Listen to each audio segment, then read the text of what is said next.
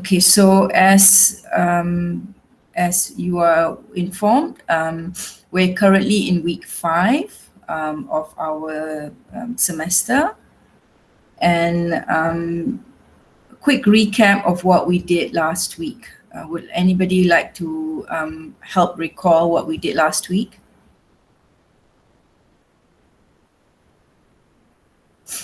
We read the poem, Telephone Conversation, and then we discussed a lot of the um, persona aspects of it. I think I remember us discussing assumptions. What do the sentences say, and what assumptions do we have? Things we know and things we don't actually know, and that informs our interpretation of the poem. Is that right? Anybody else? What else did we cover last week? Our focus is on the point of view of the poem, and we analyze the poem by drawing a picture, and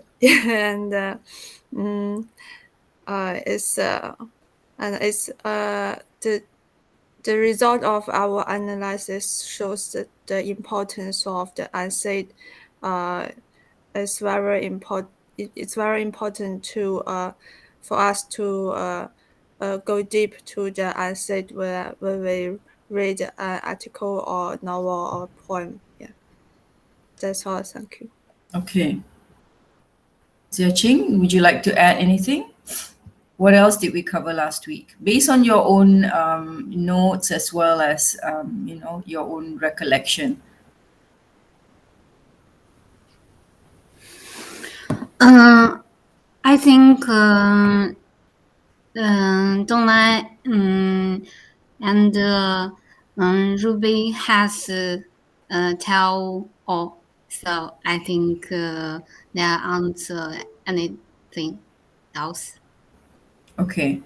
I just want to kind of like, draw your attention to the course schedule.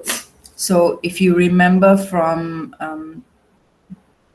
2 weeks ago, we looked at text and technique, looking at narrative voice, specifically at the first person point of view in Mohsin Hamid's The Reluctant Fundamentalist, and how the narrator had full control over the way the story is developed.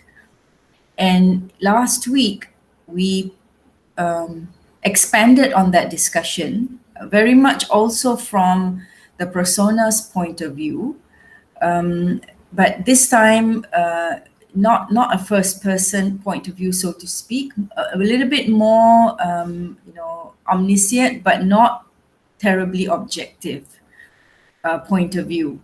The persona's point of view is very much based on his own biases and his own past experience, right? We kind of unpack some possible reasons why he's having to confess his nationality and his origin, right?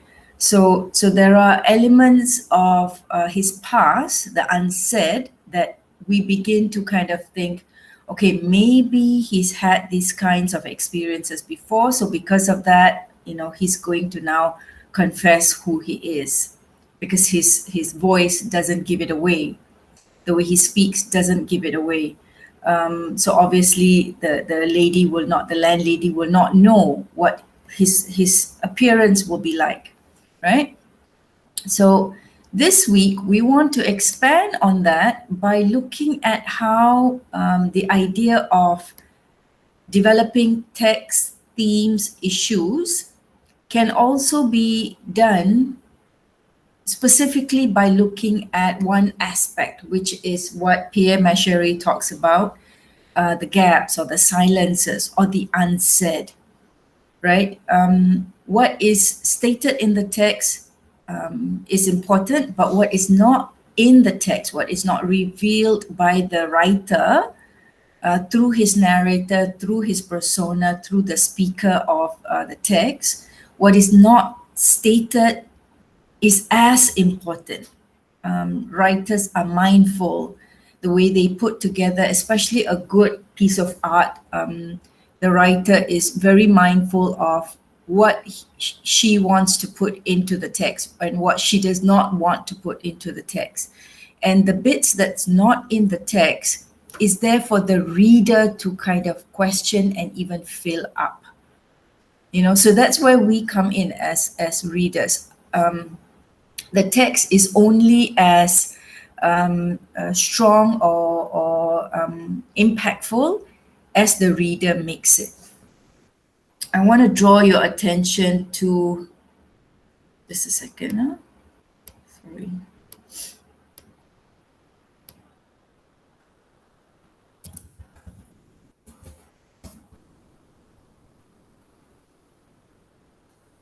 I want to draw your attention to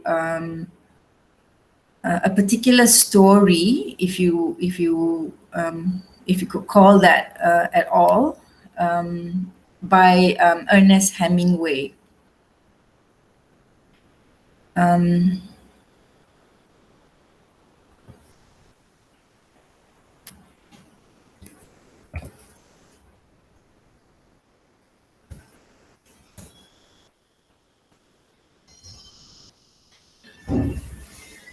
The story is just a line. You may be familiar with this, but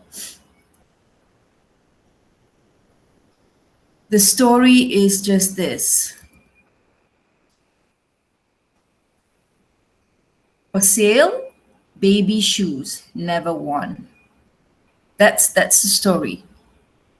Okay, it's a 6-word story. But if you just put that idea down, let's just take that idea.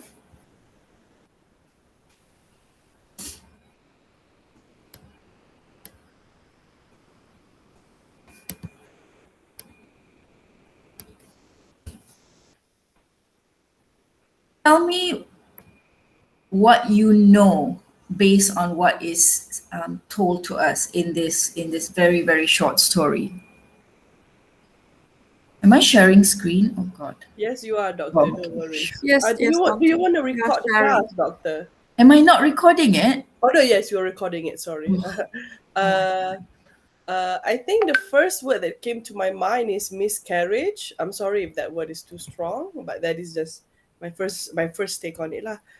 Because of never worn. So why would the person have the shoes if they were never worn? Yeah.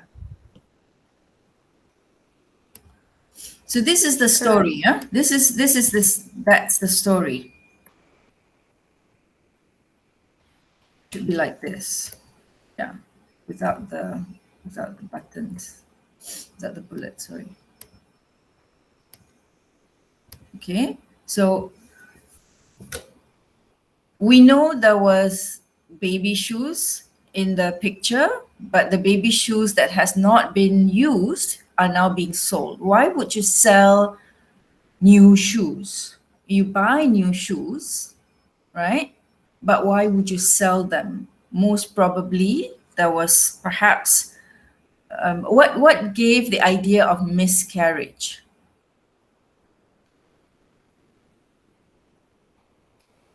For me, it's because if they were purchased, then they must have been for a certain purpose.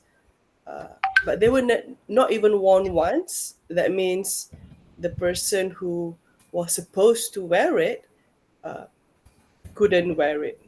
Yeah. So yeah, and then this is like for sale, meaning it's how to say this, not secondhand, but your advertising is not being sold in a shop.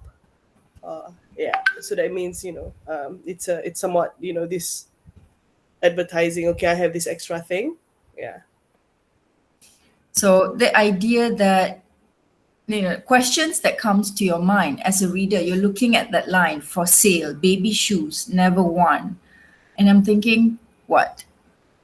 why were the shoes bought in the first place if you're not going to wear them? And then why sell them before they're worn? So perhaps the person who they were meant for is no longer able to use these shoes, right? And why would the person not be able to use these shoes? So perhaps the person who was intended for is no longer available or no longer alive or no longer around to use the shoes, right? What else? What else? What else comes to mind as you're reading these lines? This line, actually, just the one line. Dr. Kagunast, Mm. at first I'm shocked because the story is really, really short, and I just have many questions about the story. Who sell the shoes, and why the person want to sell the shoes, and is it on the setting of the story? Is it in the shopping mall, or is it for a person he want to sell the shoes he have bought? Yeah, but all and I try to imagine the reason, but all the reason I thought is just my thoughts, and we can know what exactly happened. Mm. Anyone else? Zhejing.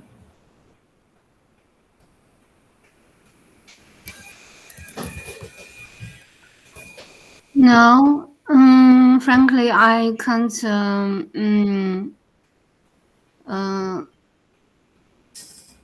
I haven't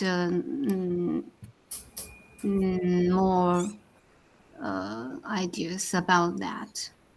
None at all? You read these lines and nothing comes to mind?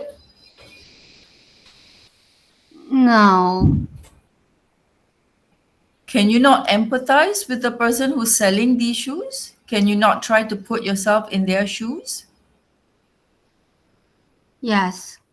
And if you do put yourself in their shoes, what comes to mind?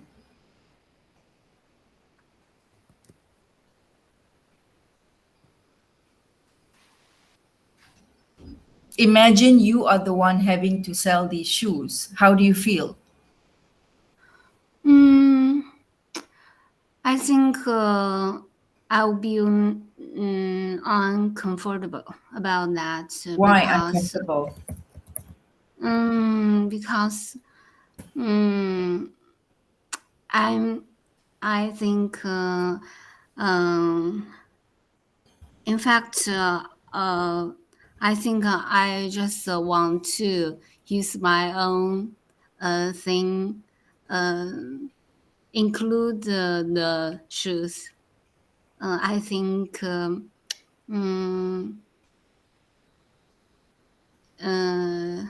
especially the shoes, it's very very personal. So I think I can't. I can't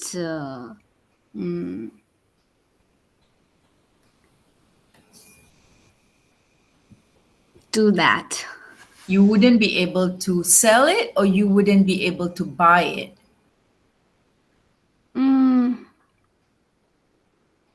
Both. So as a reader, you feel that what? Finish the sentence. As a reader, I feel.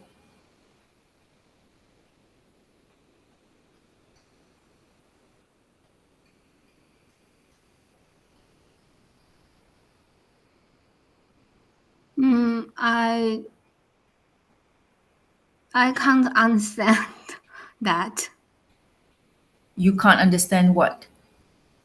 I just say I can't understand the sentence you have said. Yeah. You can't understand. So, You would you can't like understand to this line, repeat or you? that? You can't understand what I'm saying, or you can't understand the story? Just the last sentence you said. I'm trying to get your response. I'm trying to get you to engage with this very, very short story. This is part of the exercise of doing critical appreciation. You know, when you see a text, you need to activate in your mind that, okay, you know, I'm a reader. I need to respond to this text, right? Even if it is challenging, you need to still, you know, offer a kind of a response, even if the response is as simple as, this story makes me feel uncomfortable. Because why does it make you feel uncomfortable? Because you say, you know, you said uncomfortable, right? Which I think it's a valid response. But why does it make you feel uncomfortable?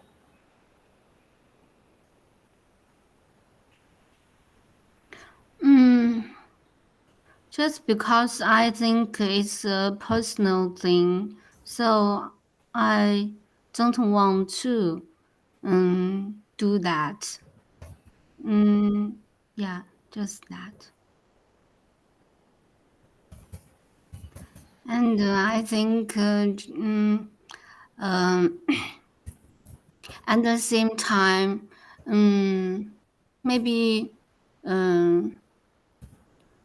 different people too. Different people well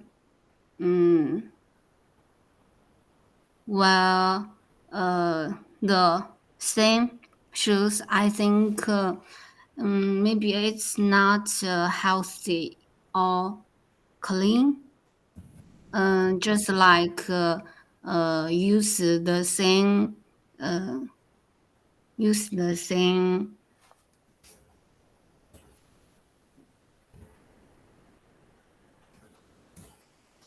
toothbrushes.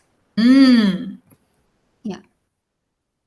So I think maybe for me the most important is, I think it's not very clean.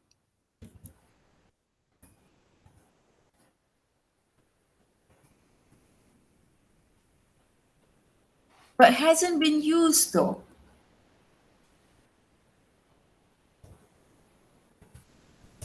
It hasn't been used. It's new. It's still in the box. Would you still feel that it is culturally unacceptable, that it's something personal and private? It hasn't been used. Most probably, it's still in its box. Hence, you know, it's new basically. Would it still be culturally unacceptable in your mind? But I take what you're saying, that if it's worn shoes, something that is secondhand, something that is worn, you feel this is something personal, and you can't imagine buying someone else's secondhand or used garment or shoes or something like that. But this is new. What else besides issue of cleanliness? I take what you're saying. I can understand where you're coming from in terms of the cultural misgivings. I see that, right? But Well, I what think it's else? just me, not all people. No. I'm saying you have to probe you in order to get an original criticism or reading of a text. Don't look at other people's perspective. Whatever your perspective is spot on. It's the best perspective to begin with, right? Don't go reading other people. Don't go online, read up what people thought about this story. Don't do all that. Start with you first, right? Your first instinct at reading the story is usually the best instinct to pursue. That goes with all of you. Don't second guess yourself. You know, your first instinct when you say, I don't like this. This is very uncomfortable. Why? Yes. Probe that. So that's what I'm saying to you. Okay, besides cleanliness, I get what you're saying. Culturally, it's unacceptable. Maybe there's something about your culture. I'm not saying about being Chinese or about being from China, nothing like that. But I can imagine my mom wouldn't want to be able, if she wanted to buy it for her grandkids and she saw this advertisement, I have a feeling my mom would never want to get that. Not because it's not clean, but there's something else attached to those pairs of shoes. Probe that a little bit, you know. What else could be the misgivings? Donglai and Ruby, y'all can pitch in. What else could be the misgivings? Imagine, imagine you come from a particular background and buying someone else's personal belongings, whether they are used or not, it just feels uncomfortable. Imagine. So empathize. What could be the possible reasons why it is culturally unacceptable? Well, if it's Malaysia, I cannot imagine people actually responding to this sale Why? advertisement. Why? Because when we read this, so say we're reading this as an advertisement, not as a story like we're talking now, but we will interpret it the same way.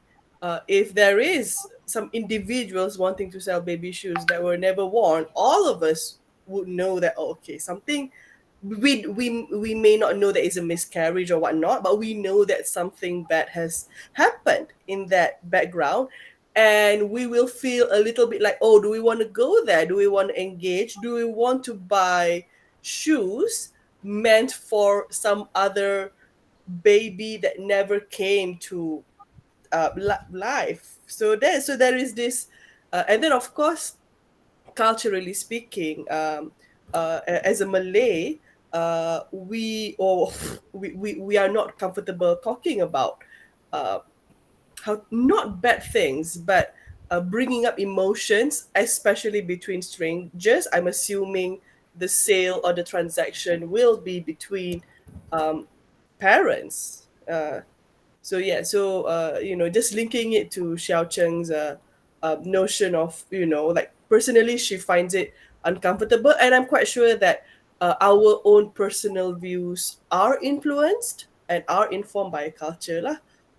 So yes.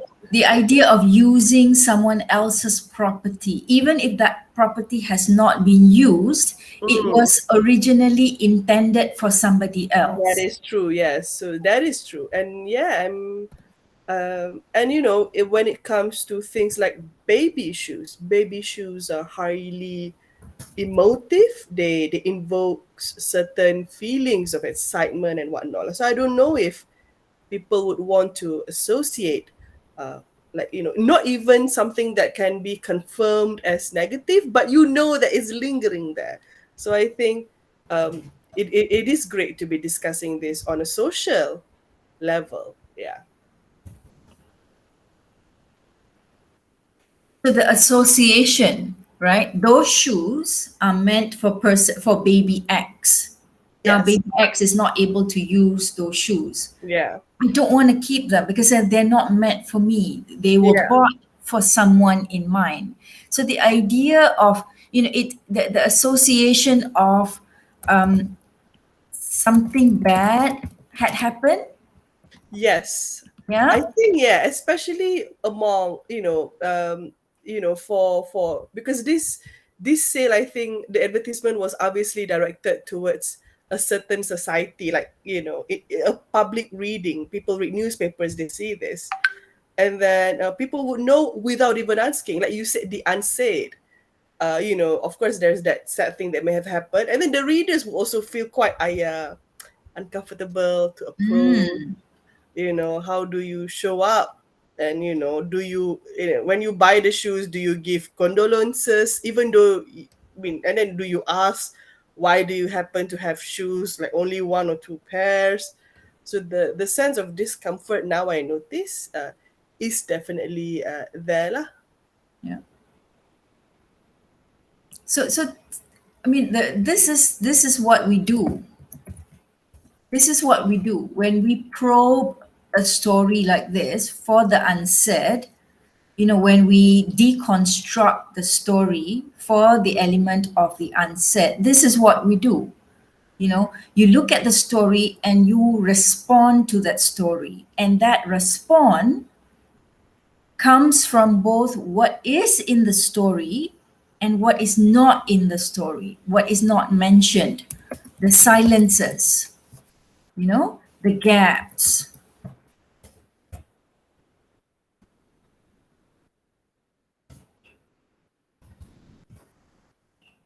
This is taking from Pierre Macheret's theory of textual response. You're looking at, when you look at the text, what is in the text is as important as what is not in the text. So just reading this very short story, we came up with the idea that perhaps something bad had happened, making the people who bought the shoes, making them having to sell those shoes. Then you keep asking yourself these questions. Why were they bought in the first place? Yeah. And why are they now being sold before they are used? Never one, right? Why are they being sold? Who are these shoes?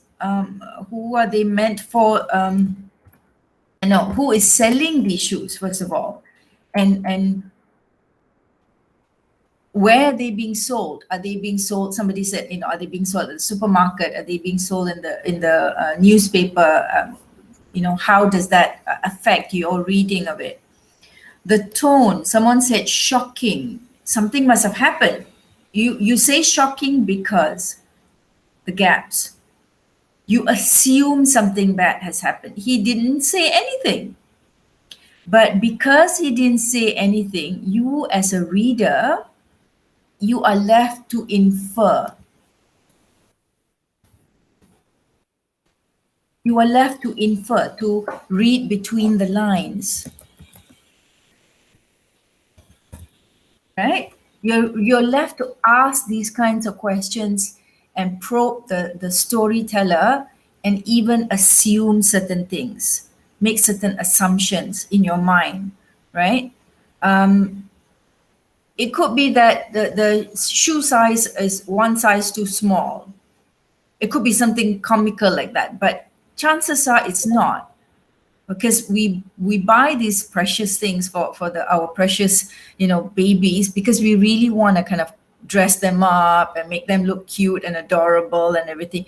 But if they're not able to use them, rather than waste it, we maybe sell them off to someone else, right? But I like Zhao Cheng's idea of, it makes her feel uncomfortable. And what I am suggesting to all of us is, when stories leave us with this kind of uncomfortable aftertaste in our mouth, even bitter aftertaste in our mouth, we need to probe those stories. Don't stop there. Push the boundary and ask yourself, what is it that I'm uncomfortable with? I mean, if it triggers certain trauma in you, then don't go there. Okay, seriously, I'm not saying that. But what I'm saying is, if you're reading a story and you're like, I don't like that part, it just makes me feel like something is wrong.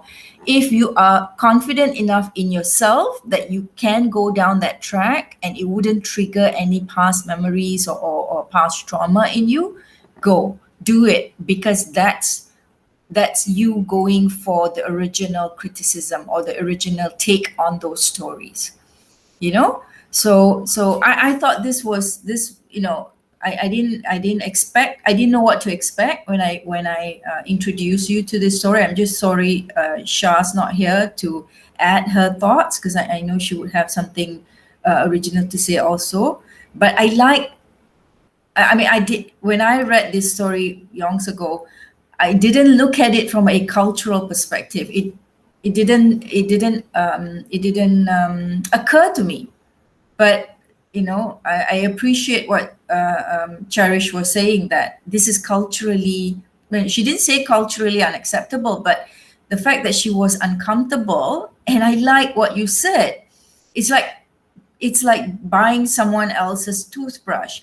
But is it though? The idea that's where your argument kind of lost its momentum. it's not the issue of cleanliness per se because it's never been worn. But I like the idea of, because this is supposed to be for someone else.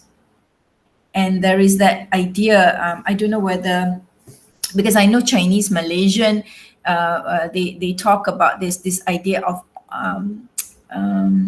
luck, you know, that this idea of consuming someone's you take someone's luck or something like that. I'm not sure exactly. Maybe Donglai and Xiao Qing can help explain, or you know. But the idea is, if it's meant for someone else, you don't take it from them, or you don't take what's meant for them. That's theirs, you know. So yeah, I appreciate that respond to you from you. Now, using that same technique, let's look at the diving bell and the butterfly, the story that I asked you to read for this week. Just look at, just start with, I mean, I asked you to read the first, I forget, is it 30 pages or something? Just look at the first 2 paragraphs.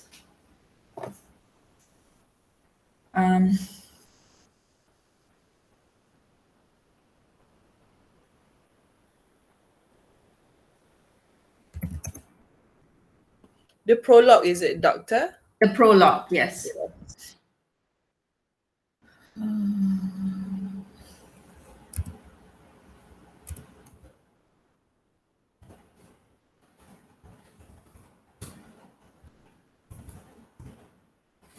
I did share it on the WhatsApp, right? I think. I downloaded it from Google Classroom. Oh, okay, good. Because I can't remember where I kept it for you all. Okay. Yes, Doctor, I download from the Google Classroom too. All right. Are you cool, Donglai? You see, you look very cool. Is it very Yes. cold there now? The temperature is under 0 now. Oh. Yeah. -4, Donglai shared with us. So Donglai and Xiao Cheng share with us, like we have our own Google, our own WhatsApp group. It's -4, -5. Oh my God.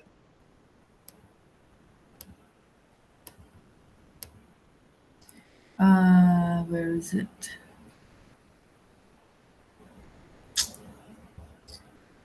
Okay, yeah. You shared it on, yeah. Okay.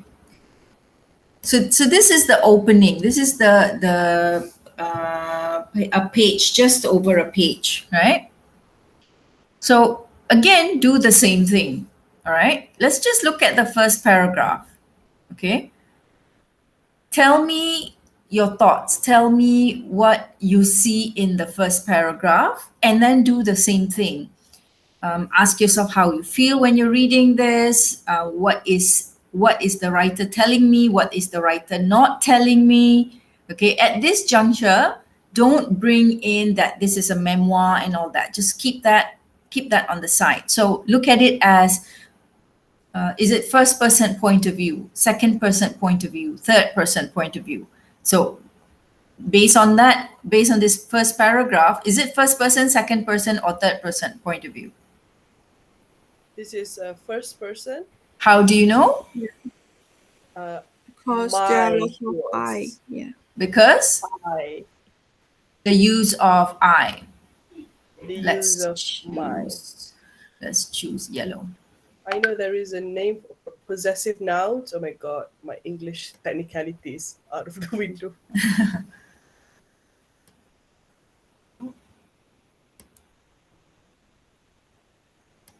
Okay, so indicators. These are indicators that helps you say, okay, now I'm confident. This is first person. How do I know? The use of the possessive pronoun, the first person pronoun, the I, the my.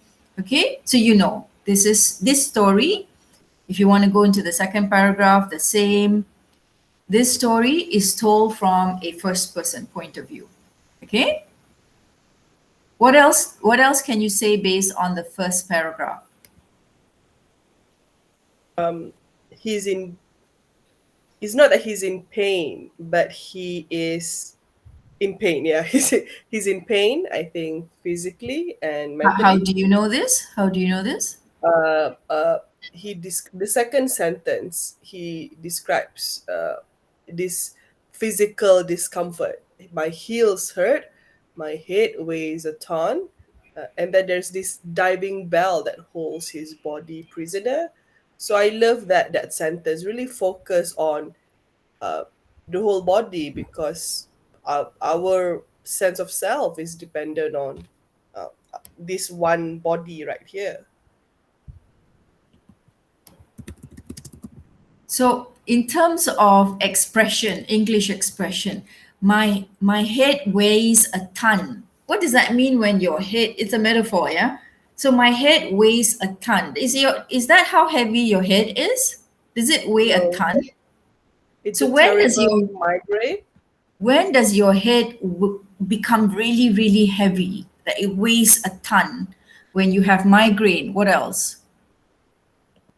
Have you ever experienced that before? Your head, weighing so heavy on your shoulder. Does it have you ever experienced this before? Like, I'm not Uh, sure whether he's saying that he cannot move it. It can be like you move a bit, like that only. It could be that it's painful. What else? I'm not sure. I can't see your the screen from here, so I'm not sure if anyone's saying something. Doctor, can I say something? Please.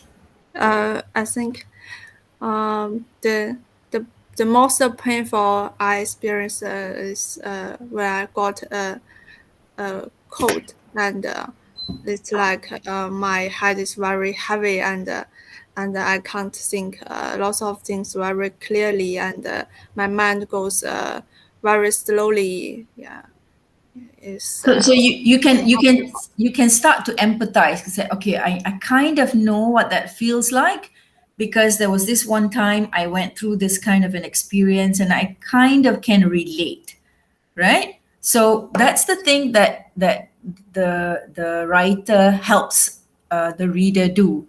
The writer draws you in, number one, using first person point of view, because you are reading it, you read it as if it's you who's going through this experience.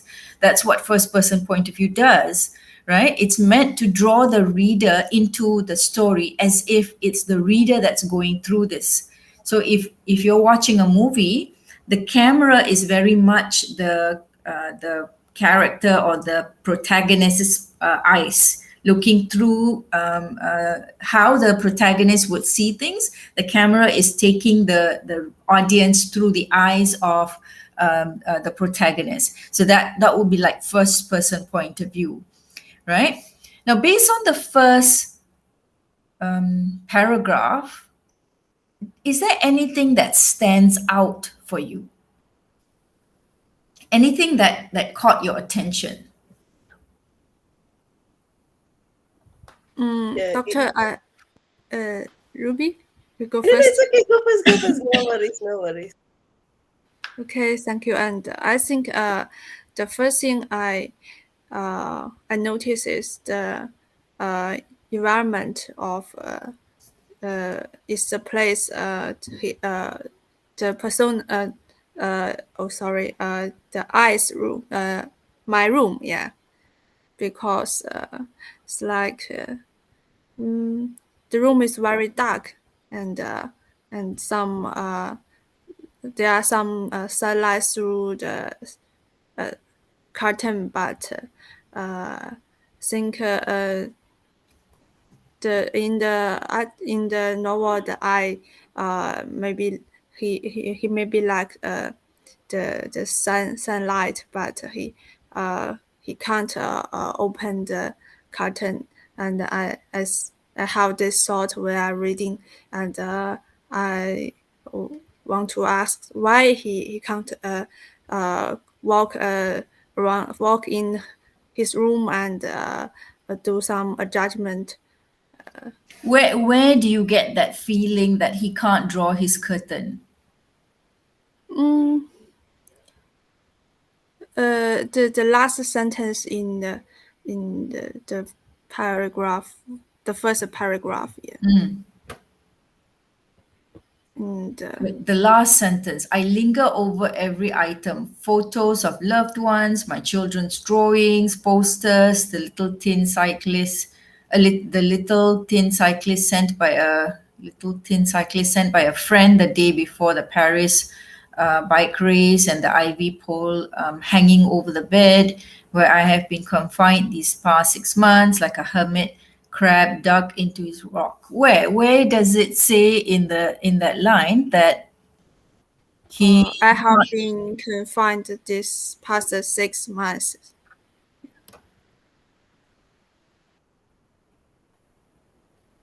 let's choose a different color, red. So he's confined. The word confined could mean a lot of different things, right? It could be he broke his leg and he's confined in the room, and because of that he can't get up and draw the curtains. You get you get a sense as if the glow, the warm glow that announces the daybreak. Let's choose pink. And my room emerges slowly from the gloom.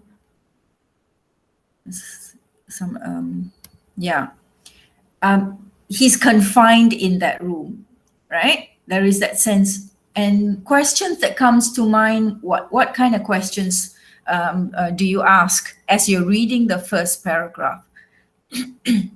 What happened to the person, and why he can't move, and cause they have every pole in her room. I think it's maybe the setting maybe is in a hospital. Yeah, there's something like that. I was wondering where is he?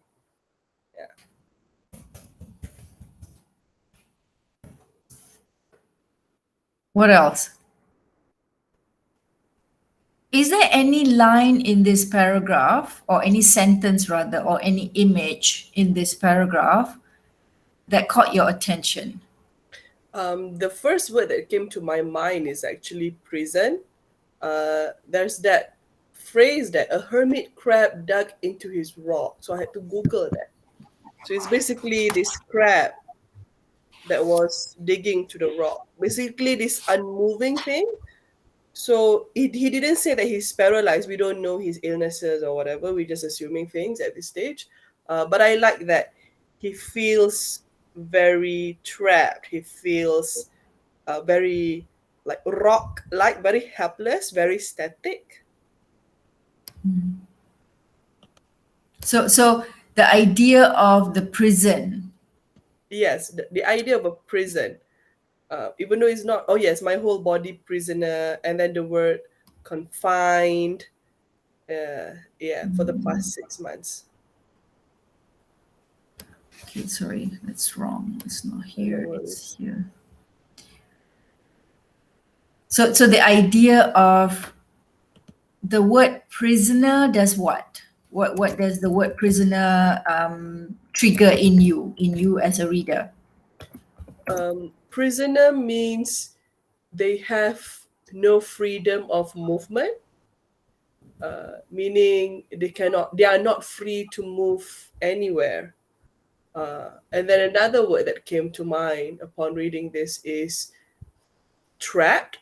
So like he is in a prison, but the general feeling I get that he feels trapped. That is why his body hurts, his heels hurt, he got a headache and whatnot. So you don't know these things, right? As a reader, we we don't know We're these we're just getting a vibe. I'm not sure how to explain vibe in a clear manner, but that is we make assumptions. Yeah. We make assumptions, okay? These are all assumptions we make as a reader. But these assumptions are what the writer wants us to make.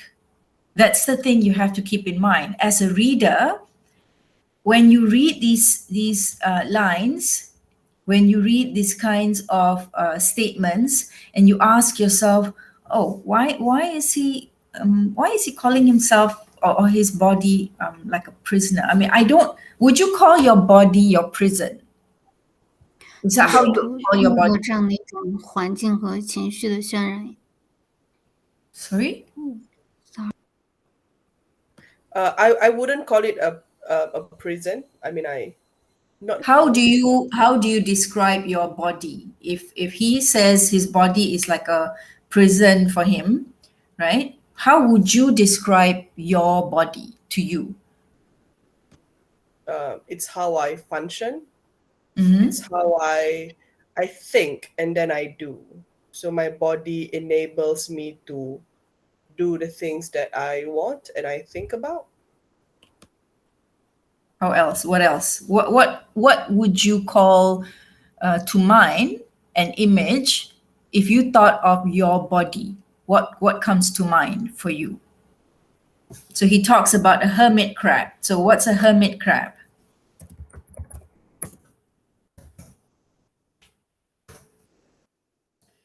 The hermit crab literally carries his home on his back. He basically carries his home everywhere he goes. And where he wants to settle, he just settles down and goes back into his home.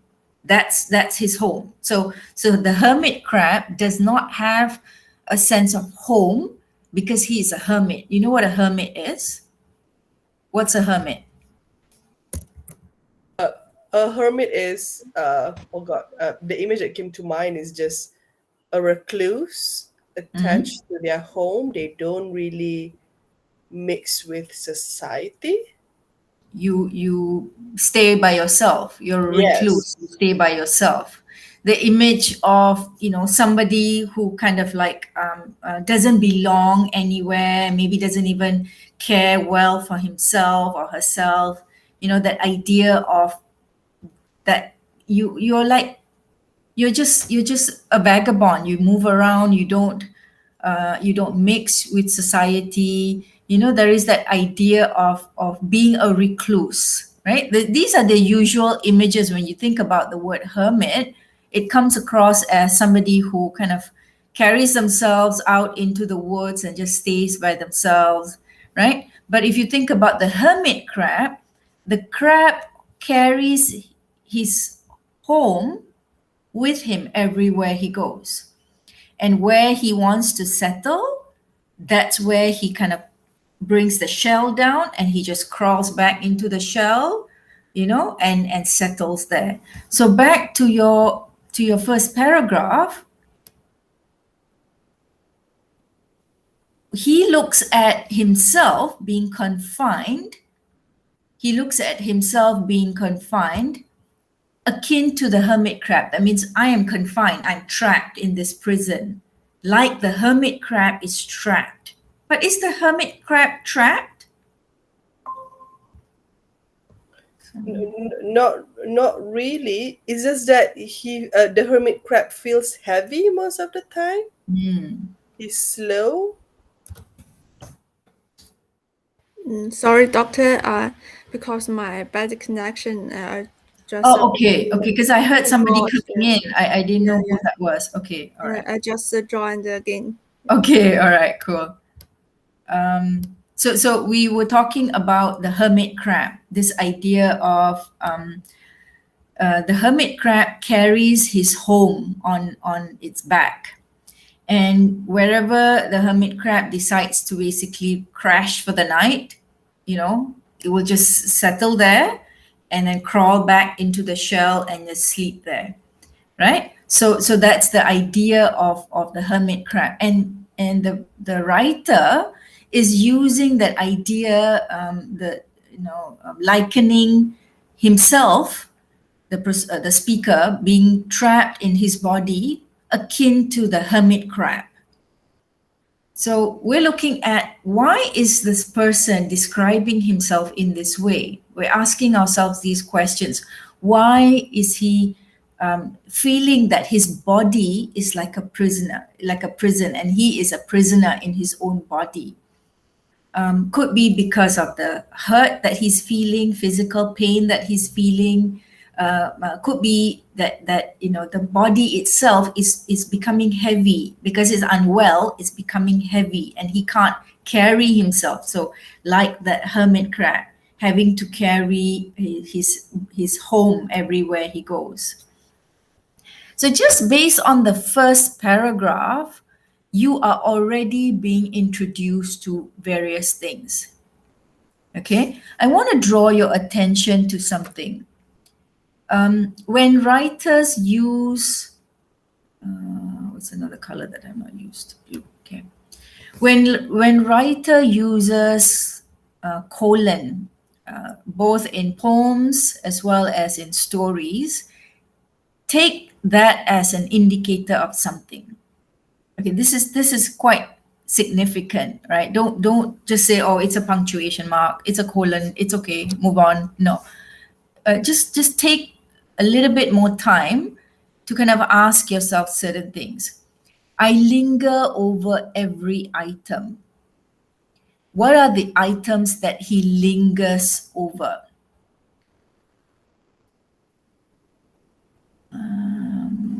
Okay, blue. I linger over every item. What are the things that he lingers over? Photos of loved ones, my children's drawings, posters, the little tin cyclist sent by a friend, and the ivy pole. What's an ivy pole? Is that pole next to the patient, and then you can see liquid dripping. Yeah. It's a very morbid image, a very sickly image.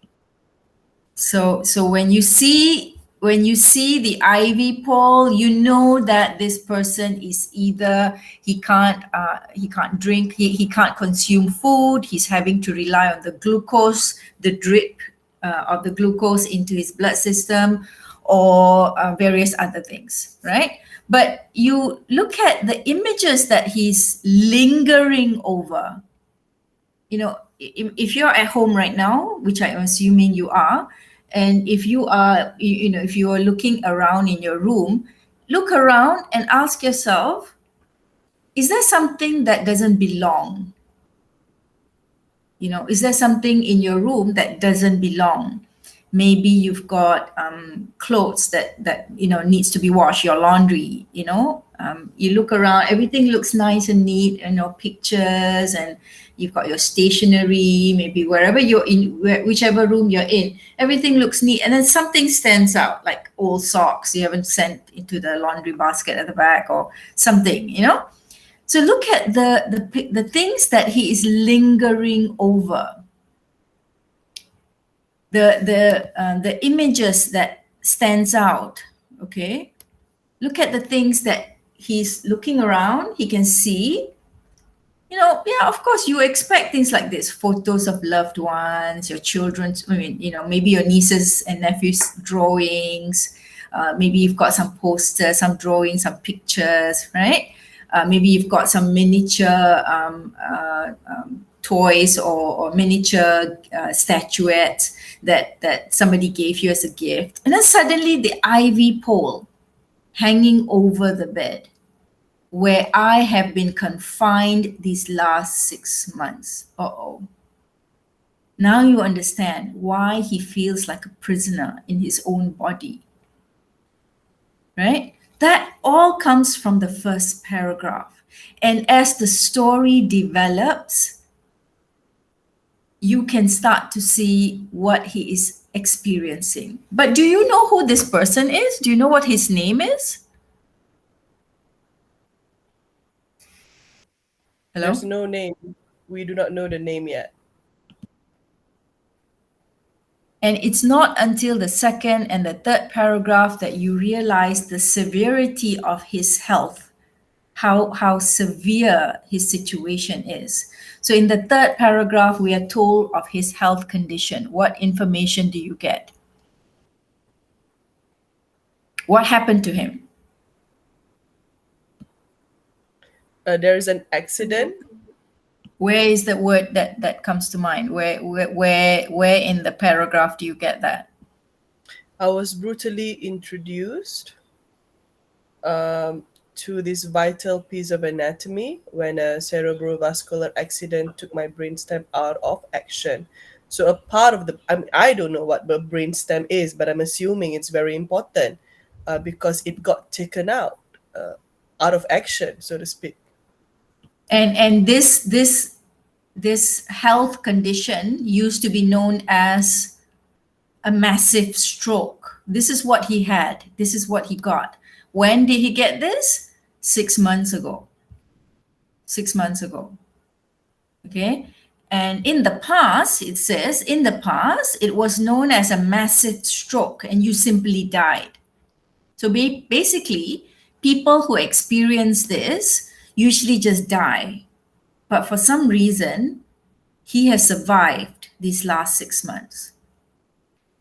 So suddenly you go back to your first paragraph and you realize there's so much more happening, right? You can understand why his body is like a diving bell, this giant invisible diving bell holding him down like a prisoner. You can understand why. You understand why his head weighs a ton. So you got to go back and reread the first paragraph. You think, oh my God, this is a whole different picture, right? Initially, it's a different image that you get. Then suddenly you come back to it. You understand how he is able to linger.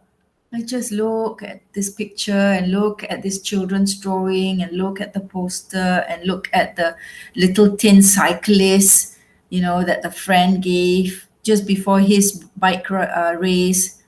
You can understand why he's lingering on these things because there are sentimental values in each and every item. So that colon there, that little colon there is very significant. So do take that into account. Okay, so as this first chapter reveals, you get the idea of what has happened to him. Okay, what are some of the indicators of this disease, or this not disease? This I wouldn't call it an accident. This We can just call it the lock-in syndrome. Yeah, so you've got the lock-in syndrome. He's literally locked in his own body. Okay, he's paralyzed. He's paralyzed. He can't move. So these are things you know. These are things you know that this is how he is. So he's paralyzed. He's locked in his own body. Now, how is he telling this story? Is this a fiction? Is this a work of fiction?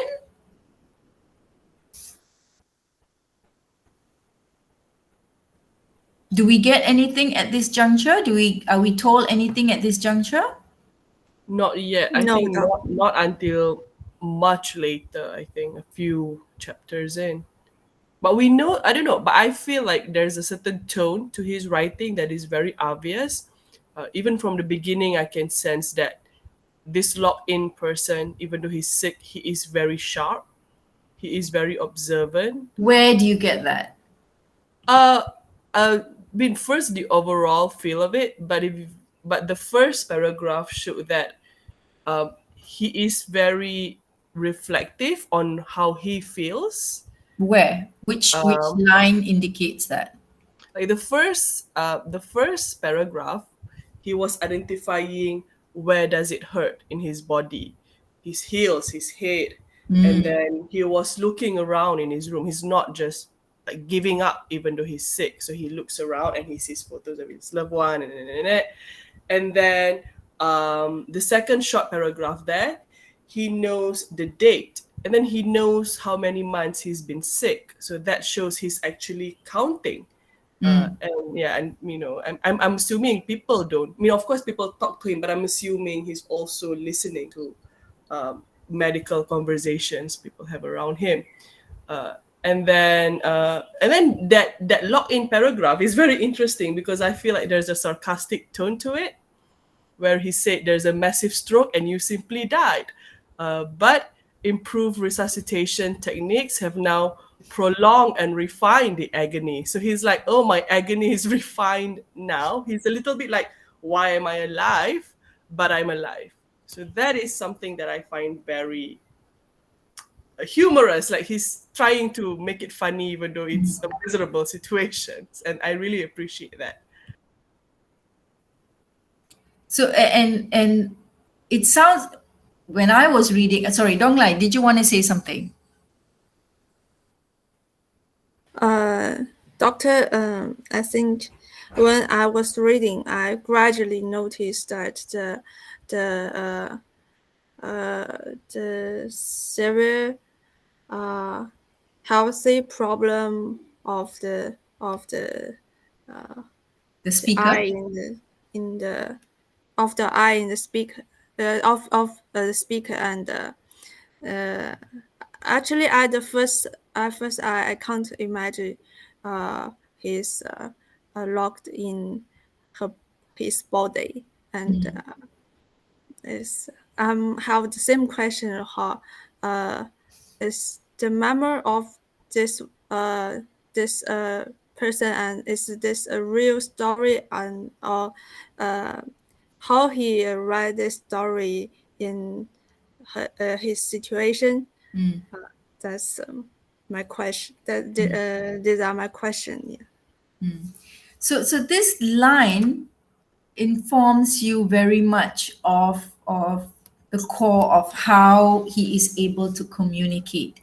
The fact that he is trapped in this body, and the irony is he can still communicate. And how does he do that? In my case, blinking my left eye is my only means of communication. It is the only part of his body that functions. Right? He is paralyzed completely. What do we understand by paralysis? What does the word paralyzed mean? Are you just immobile? Are you just asleep? Is that what paralyzed mean? I think one lost some parts of their body, and I mean the feeling part of their body, and they can't feel warm and pain, or someone touching him, something like that. Basically, it's no longer alive. That part of the body is no longer alive. It is not functioning anymore, right? And in his case, what that happens is he is then unable to speak and unable to move. So this is his prognosis, right? You can't do this, you can't do this, you can't do this, you can't speak, you can't move, you can't voice your thoughts, you can't wiggle your toes, you can't scratch your head, you can't feel your skin, you can't do any of those things. So you can understand why he feels imprisoned in his own body. Okay? But the beauty is he is still able to communicate. And how is he able to do that? By blinking only that one eyelid that is functioning. Only one eye, the left eye, can still function, and he can blink to communicate. Okay? So it reveals so much. It reveals so much, but at the same time, you still don't know anything about him except the fact that something happened on the 8th of December, on a Friday, right? On the 8th of December, something happened. Let's put that blue. Okay. Something happened to him on a particular Friday, on the 8th of December, a year from this time, but 6 months before this, right? Something happened to him. But other than that, you don't know what was he like, who was he, how old is he? You don't know all those things. But are those information important at this moment?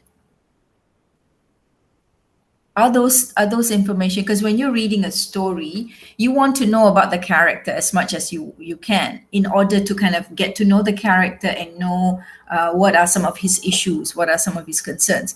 But why does the writer not tell you all those things at the very first opening of the story? Why does the writer not share those information with you? I think because he wants to give a clearer picture on what he was not able to do, a clearer picture of his situation, because the communicating thing serves not as a cure, but somewhat as a thing that helps him to overcome his challenges. So he's explaining what the challenge is first before showing, okay, so I found this and this made my day feel better. Yeah. What else? Xiaoqing?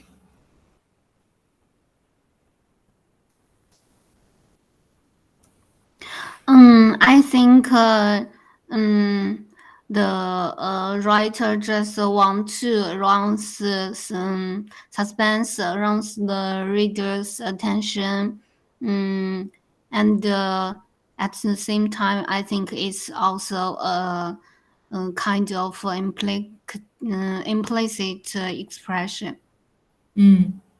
So there is an element of suspense, drawing the reader in, perhaps. Yeah. Yes. I want you to put these ideas down, all of you, because it actually will help you identify the theme, what you think is the theme of this particular story. That will be something I want to draw from you, right? So what else is missing from this story? So we don't know his name. We don't know his background, besides the fact that he is now trapped in his body. He's now in this place for the last 6 months, and it's been long enough that family members must have brought the pictures of his loved ones, most probably his parents and loved ones. And here you're told that he's got children, so obviously he's married, and the children are young enough for them to do the drawings, because if they're teenagers they wouldn't bother for sure. So they're like maybe 6 or 7 years old, and they are into drawings, and whatever they draw, they like to give that as a gift. That's what young children like to do. So they have given him that. So that tells you also of his background. So he's a father. He's a father of young children, and he has friends, and his friends are into bike racing, right? And they gave him a gift, right? And this idea of all these things are told, but there's certain things that are not told to you. Those are the things I want you to kind of keep at the back of your mind when you are coming to discerning the theme of this story. What is the story about? Not just the plot, but what is this story about? What does it deal with, right? And as you proceed with the chapter,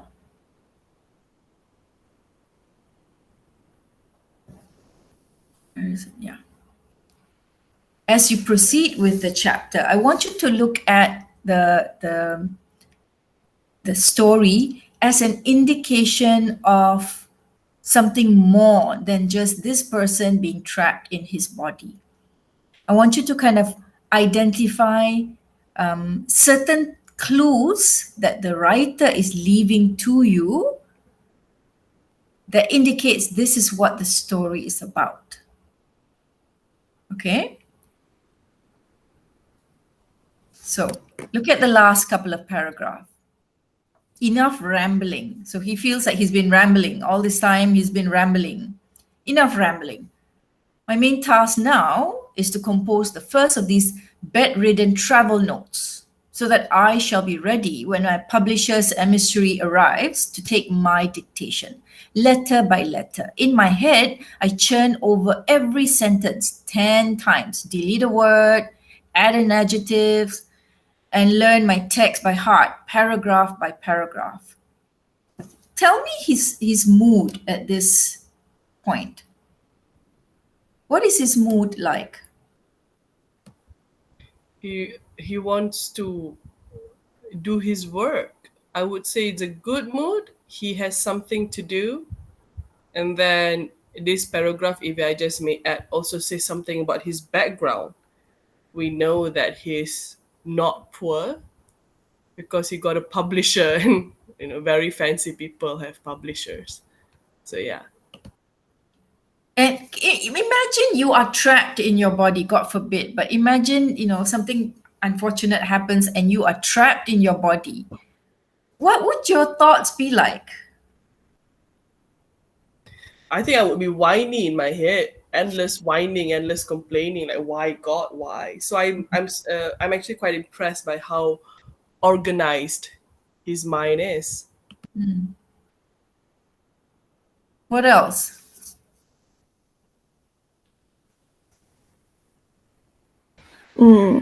Doctor, I think I'll be very upset in this situation, and I will be thirsty for the freedom.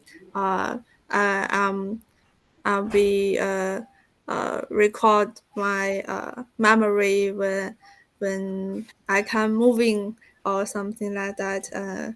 Happy memory may reduce the agony of the disease. I think, the speaker in the novel, he has he is doing his own business or his own writing in his mind. I think he has very strong mind. I like what you said about memory. Okay. Yeah. Zhe Ching, did you want to say something? Yes. Yeah. I think he is sick people in bed, just as sick people. He is he is depressed undoubtedly, and it can it can make me imagine not imagine, just I want to mention a Chinese writer. His name is Shi Tiesheng. He is like this man in the essay, and the writer the writer wrote the essay when he is in sick, and I think he is just like being bound by mental shackles. Yeah. And the mental shackles from himself and the others, but I think it's mainly from himself. Yeah. I like the idea that when you're reading a particular story, other stories that has similar plot or has similar, approach to storytelling, perhaps, or even similar theme comes to mind. So this is what we call intertextuality. Intertextuality.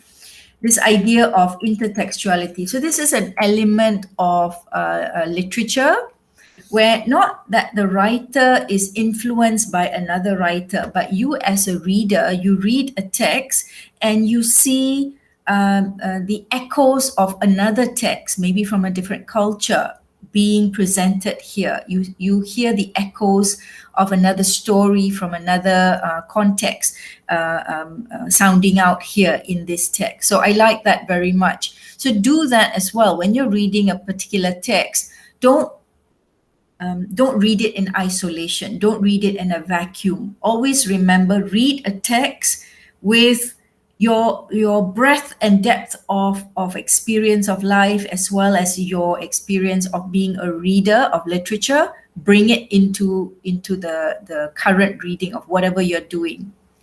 This is my approach, at least. Some schools of thoughts will say, no, you got to read the text for it is. Don't bring in the context. Don't bring in other literary texts.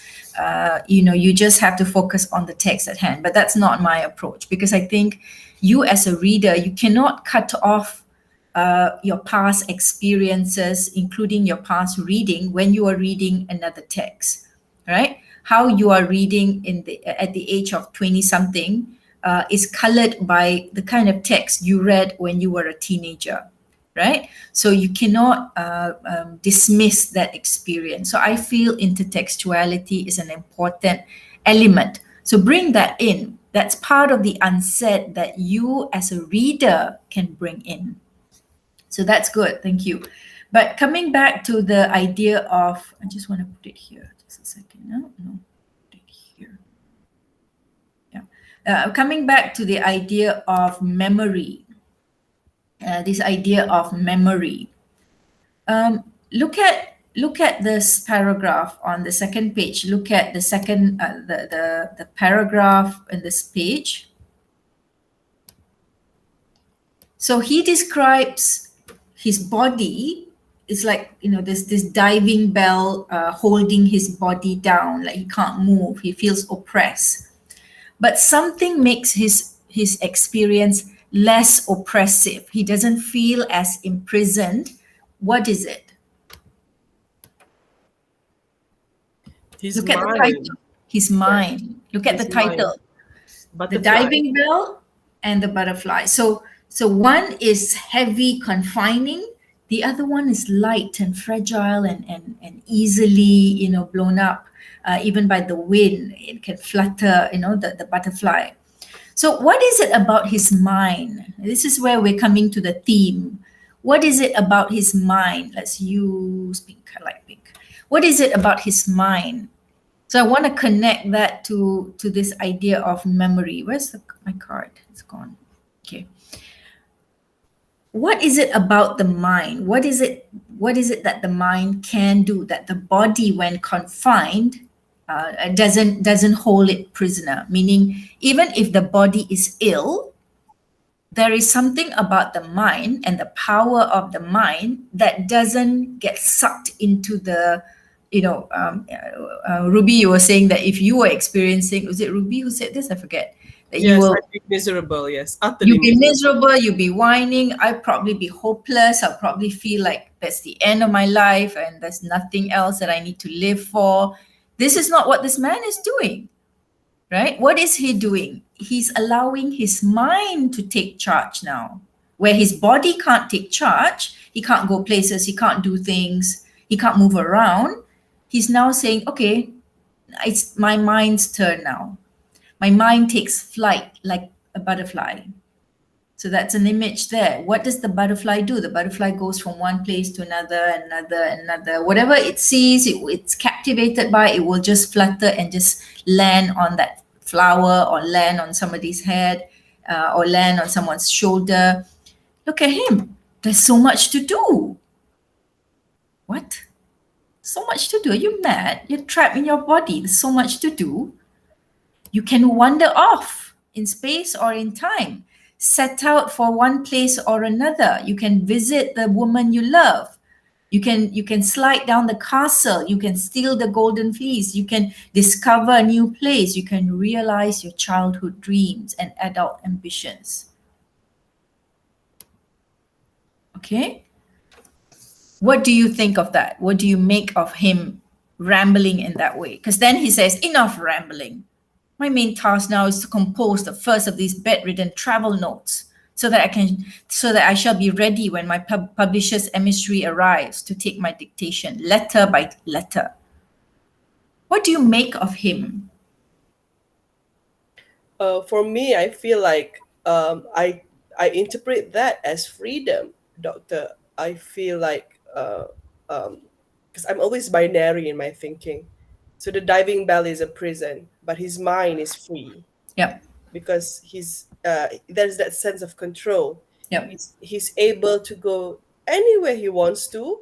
For us in the functional body, we'd call that being delusional, being angan-angan, having fantasies. But for him, that is no longer fantasy. It's activity. It's a sense of how he exercises his freedom.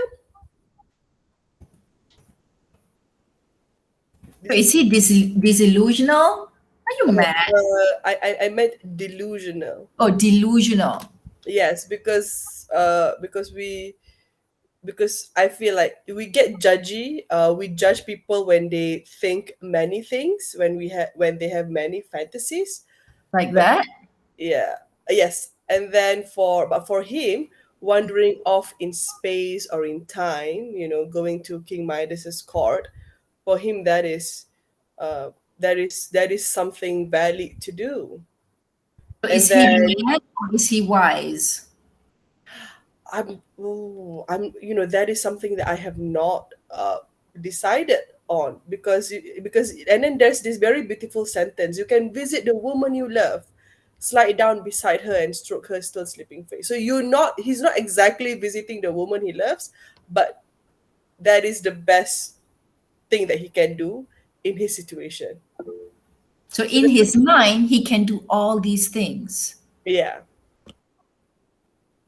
How do you feel about that? Xiao Qing, Dong Lai, how do you all feel about that? Do you think he is not accepting his reality? Do you think he No. is? Yeah. Mm, I wonder, although many functions of his body were restricted, but his mind was free like a butterfly. The mind knows no boundaries, and as a bad seeker man always, he has more time and energy to explore his own heart and the value of life.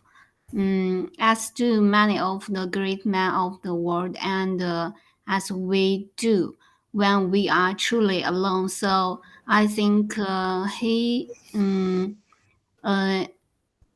in fact, he can find his sound in the heart. So I Sorry, he can think, find his what sound? yes, His sound in his heart. his Is it mm, voice, Xiaocheng? Is it voice? um, mm, maybe What do it's you mean by that? I like that. I like it's very similar. I think my meaning is he can find himself Mm, in at the bottom of his heart. mm. Yeah. So I think mm, he is wise people, not Not mad. can I say loser? No. Mm, mm, mm, But not upset. mm. In fact, yeah. Dong Lai? I think the speaker is very positive.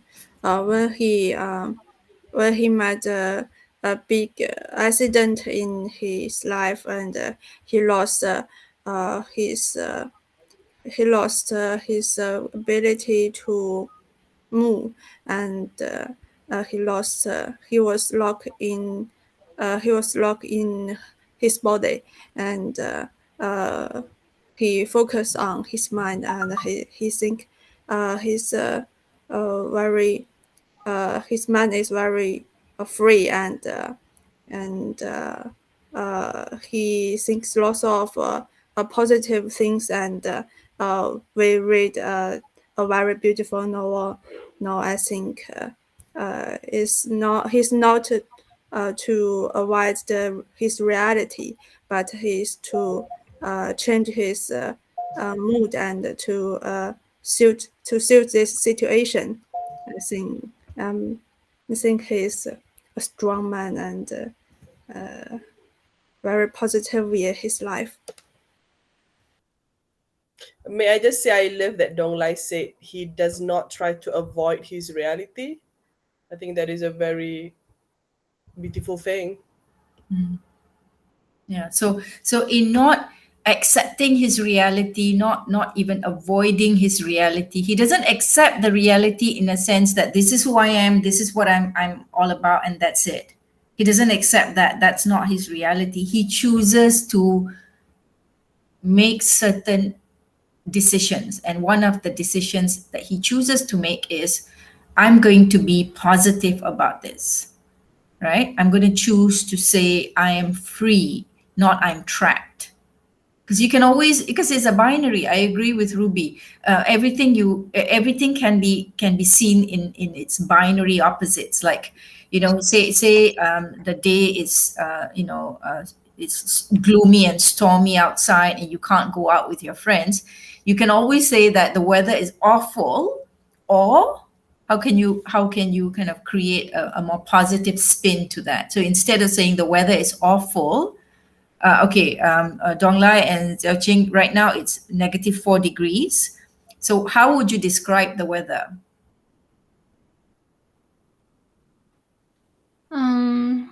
Cold. No, I just want. Sorry? Nice and?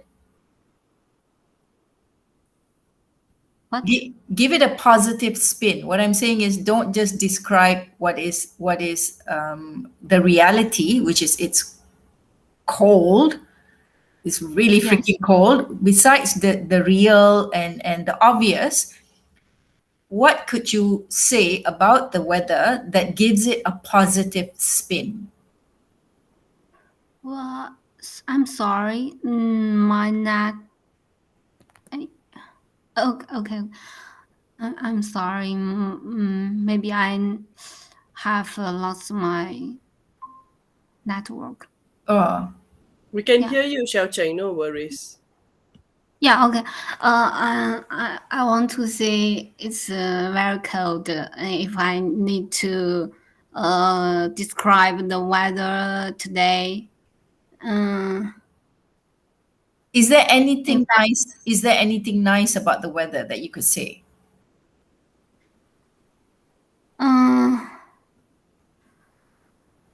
I can tell you about the temperature. Yes, and the sky.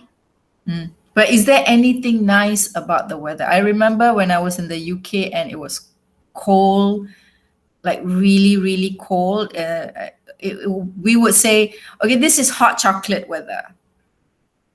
You know? Yes, So that's a positive spin to it. That means, okay, this is a weather for hot chocolate, meaning, cold outside and you have a mug of hot chocolate and you're sitting maybe by the grill where the fire the heater is, and you've got your hot chocolate, you're in your socks. Oh, this is perfect hot chocolate weather. So that will be a positive spin to it. Ruby, currently it's so crazy hot in Malaysia. Positive spin to it. What would you say? maybe Ruby? I can say. Oh, sorry. Ruby? You can go first, Xiao Cheng. Oh, me first. All right. Yeah. Okay. Because in Malaysia right now it's really, really Yes, hot. I love the sun. I'm not sure whether it's a Malaysian thing. Do you really? But Are you being sarcastic? Or oh you no, but because as you know, in our line of work, Dr. Rai, we are mostly confined in our room anyway. But I do need sunlight. I don't enjoy going out there. Obviously, if I go to like cafes and whatnot, every time I see the parking heated up by this sunshine, I get but that's why. But I don't like the raining thing. At 4 p.m. you'll get these heavy rains. So I must say, if when the sun is up, you get to do work, you get to go out. Right. The Wi-Fi is better when it's Okay. not raining. Okay, so that's a positive spin. That means when the weather is fine, your internet connection is good, you get to go out. So there is that positive spin. I really don't enjoy the heat at all. I prefer the rain. But Do you miss your hot chocolate I weather? miss my hot chocolate. I haven't had hot chocolate in the longest time, okay? Because it's been a long time since I was in the cold weather. But the point I'm drawing your attention to is when you are getting to the theme of this story, one of the things you want to do is find the unsaid, and based on the unsaid, draw what the speaker of the story is trying to convey to you. Draw that out, right? So hence, hence the questions that we're asking here. Is he is he delusional? Is he mad? Or is he free? Is he wise? So you chose to read the fact that his mind appears to understand no boundaries, and because of that, he feels himself to be free, and he chooses to capitalize on that. And in doing that, he finds his voice. I like that idea, Zhao Cheng's expression of he can find his sound. He can find his melody. He can find his inner voice that's trapped within him. Not the voice that you use to speak, but your inner being, the thoughts that you are inspired by. And because of that, I agree with Donglai also that there is the element of the positive mindset that he appears to exhibit. He chooses to see himself free, not captivated by his reality, which is real. He's not saying that it's not true. I'm not trapped. I'm not trapped. I'm not trapped. No, but he's not captivated by it. He's not all about him being imprisoned and why is this happening and why God does this to him. No, he's not even focusing on that. So he chooses to kind of, tell his story from that perspective. Now, based on all this, I'm going to give you 10 minutes. I want you to write down what you think the theme of this story is. Okay? So keep in mind what we started off by looking at. First of all, it's a first person point of view. We are revealed the things that he is experiencing. His heels hurt, his head weighs a ton. It feels like this giant diving bell is holding his body in prison, and he can't move. And he looks around his room. This is what he sees. Then you can understand why he uses the analogy of the hermit crab. And something happened to him. And in this paragraph, I personally feel it's like a doctor's chart. Reads very much like a doctor's, the medical chart. Okay, this is what you have. You experienced massive stroke. You should have died, but you didn't.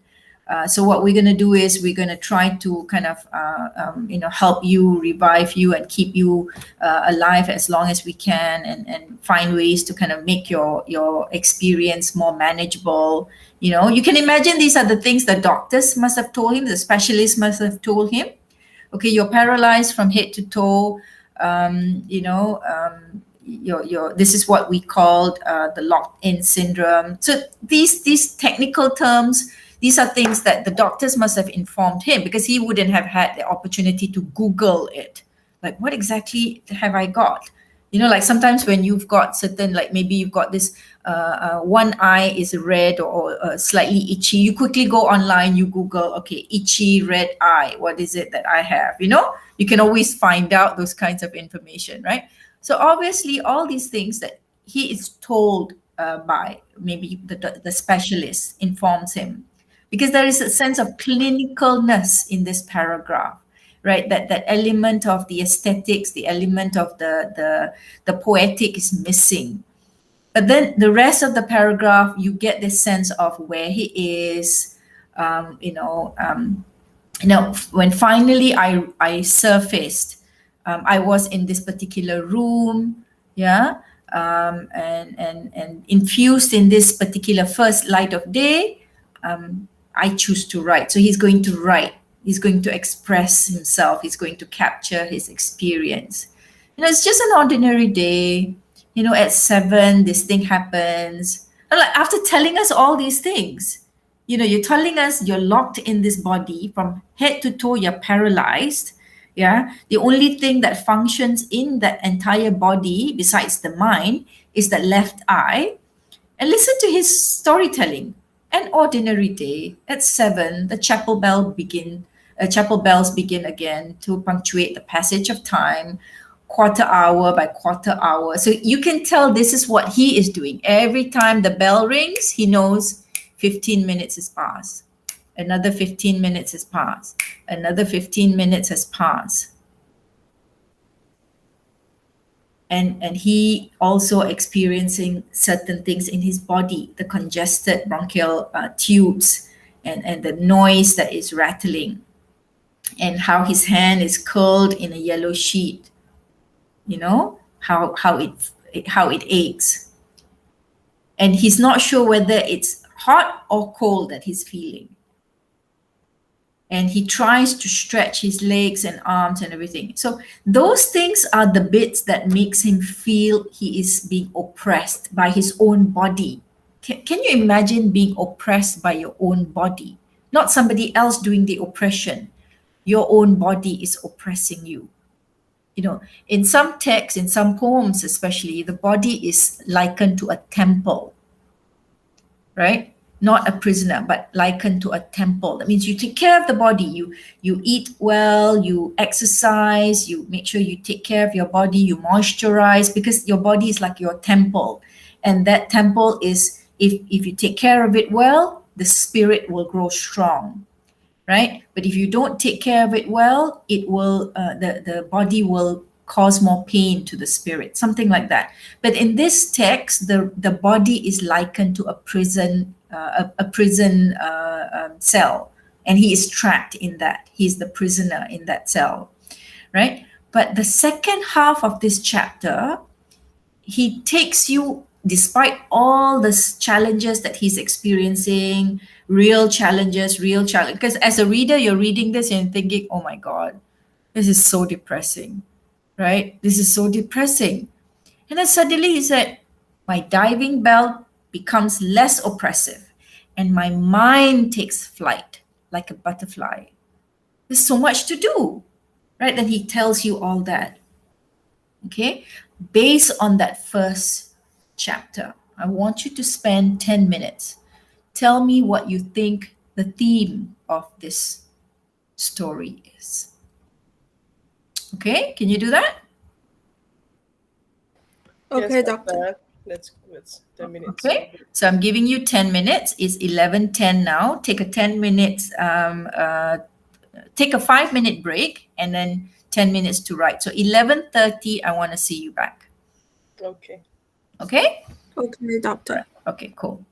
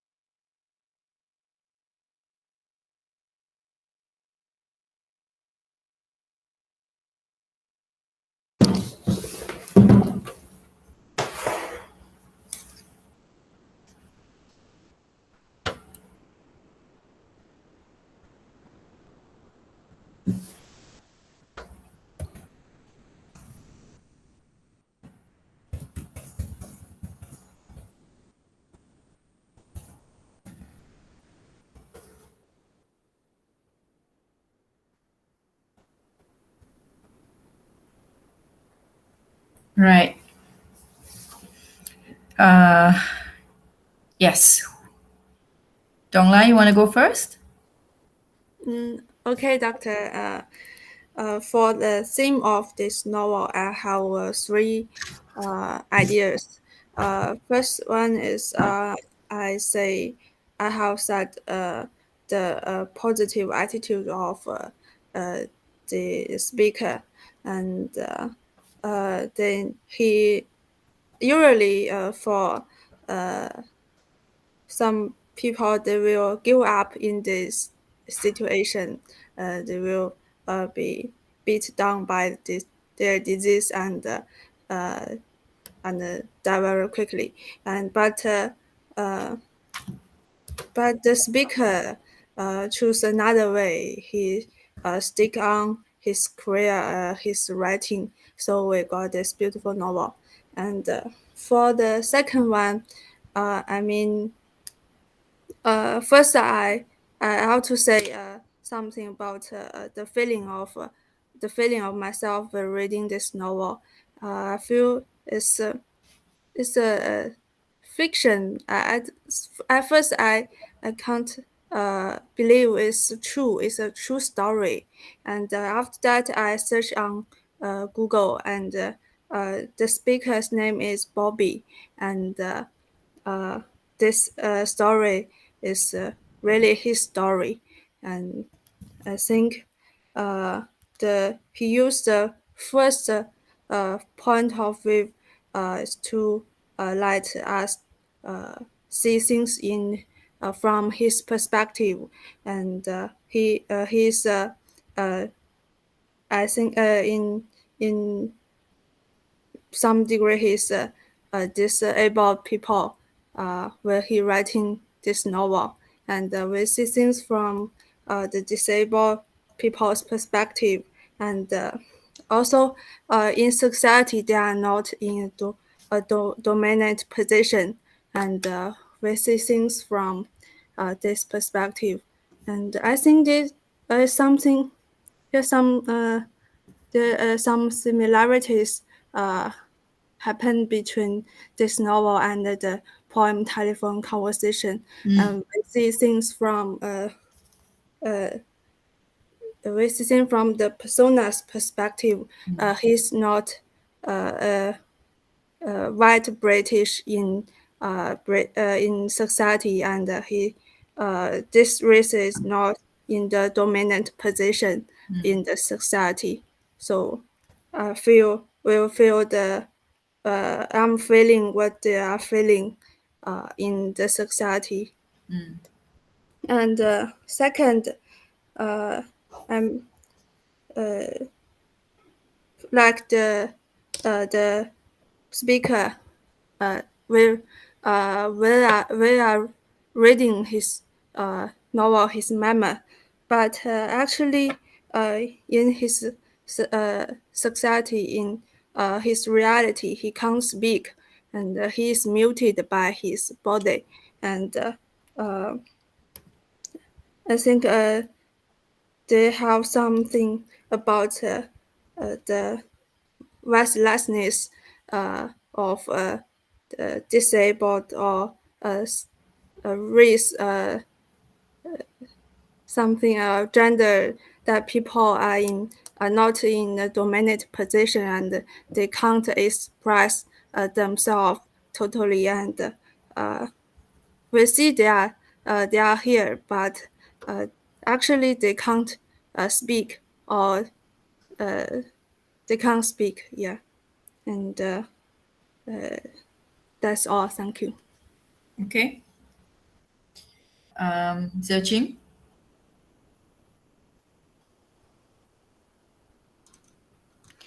Okay. The piece of work is deeply rooted in people's hearts. It shows the heart cost of a man who lives in a hospital bed for a long time and is dying in the last stage of his life. The contrast between the diving bell and the butterfly is illustrated by the author's own behavior from expressing his fear, frustration, and discomfort in the beginning to actively accepting treatment, just like the title of this work. The diving bell symbolizes all the physical or mental shackles that people encounter in life, while the butterfly is the liberation of the heart after breaking the shackles. No one's life is plain sailing. There are always all kinds of setbacks. Therefore, diving bell and the butterfly are born together. As long as we realize this, we should have an open heart, calmly cope with all the unexpected good or bad life as a journey, a wonderful journey to understand the meaning of life rather than blindly engaging in it. In that sense, people are all the same, lonely but strong. That's all.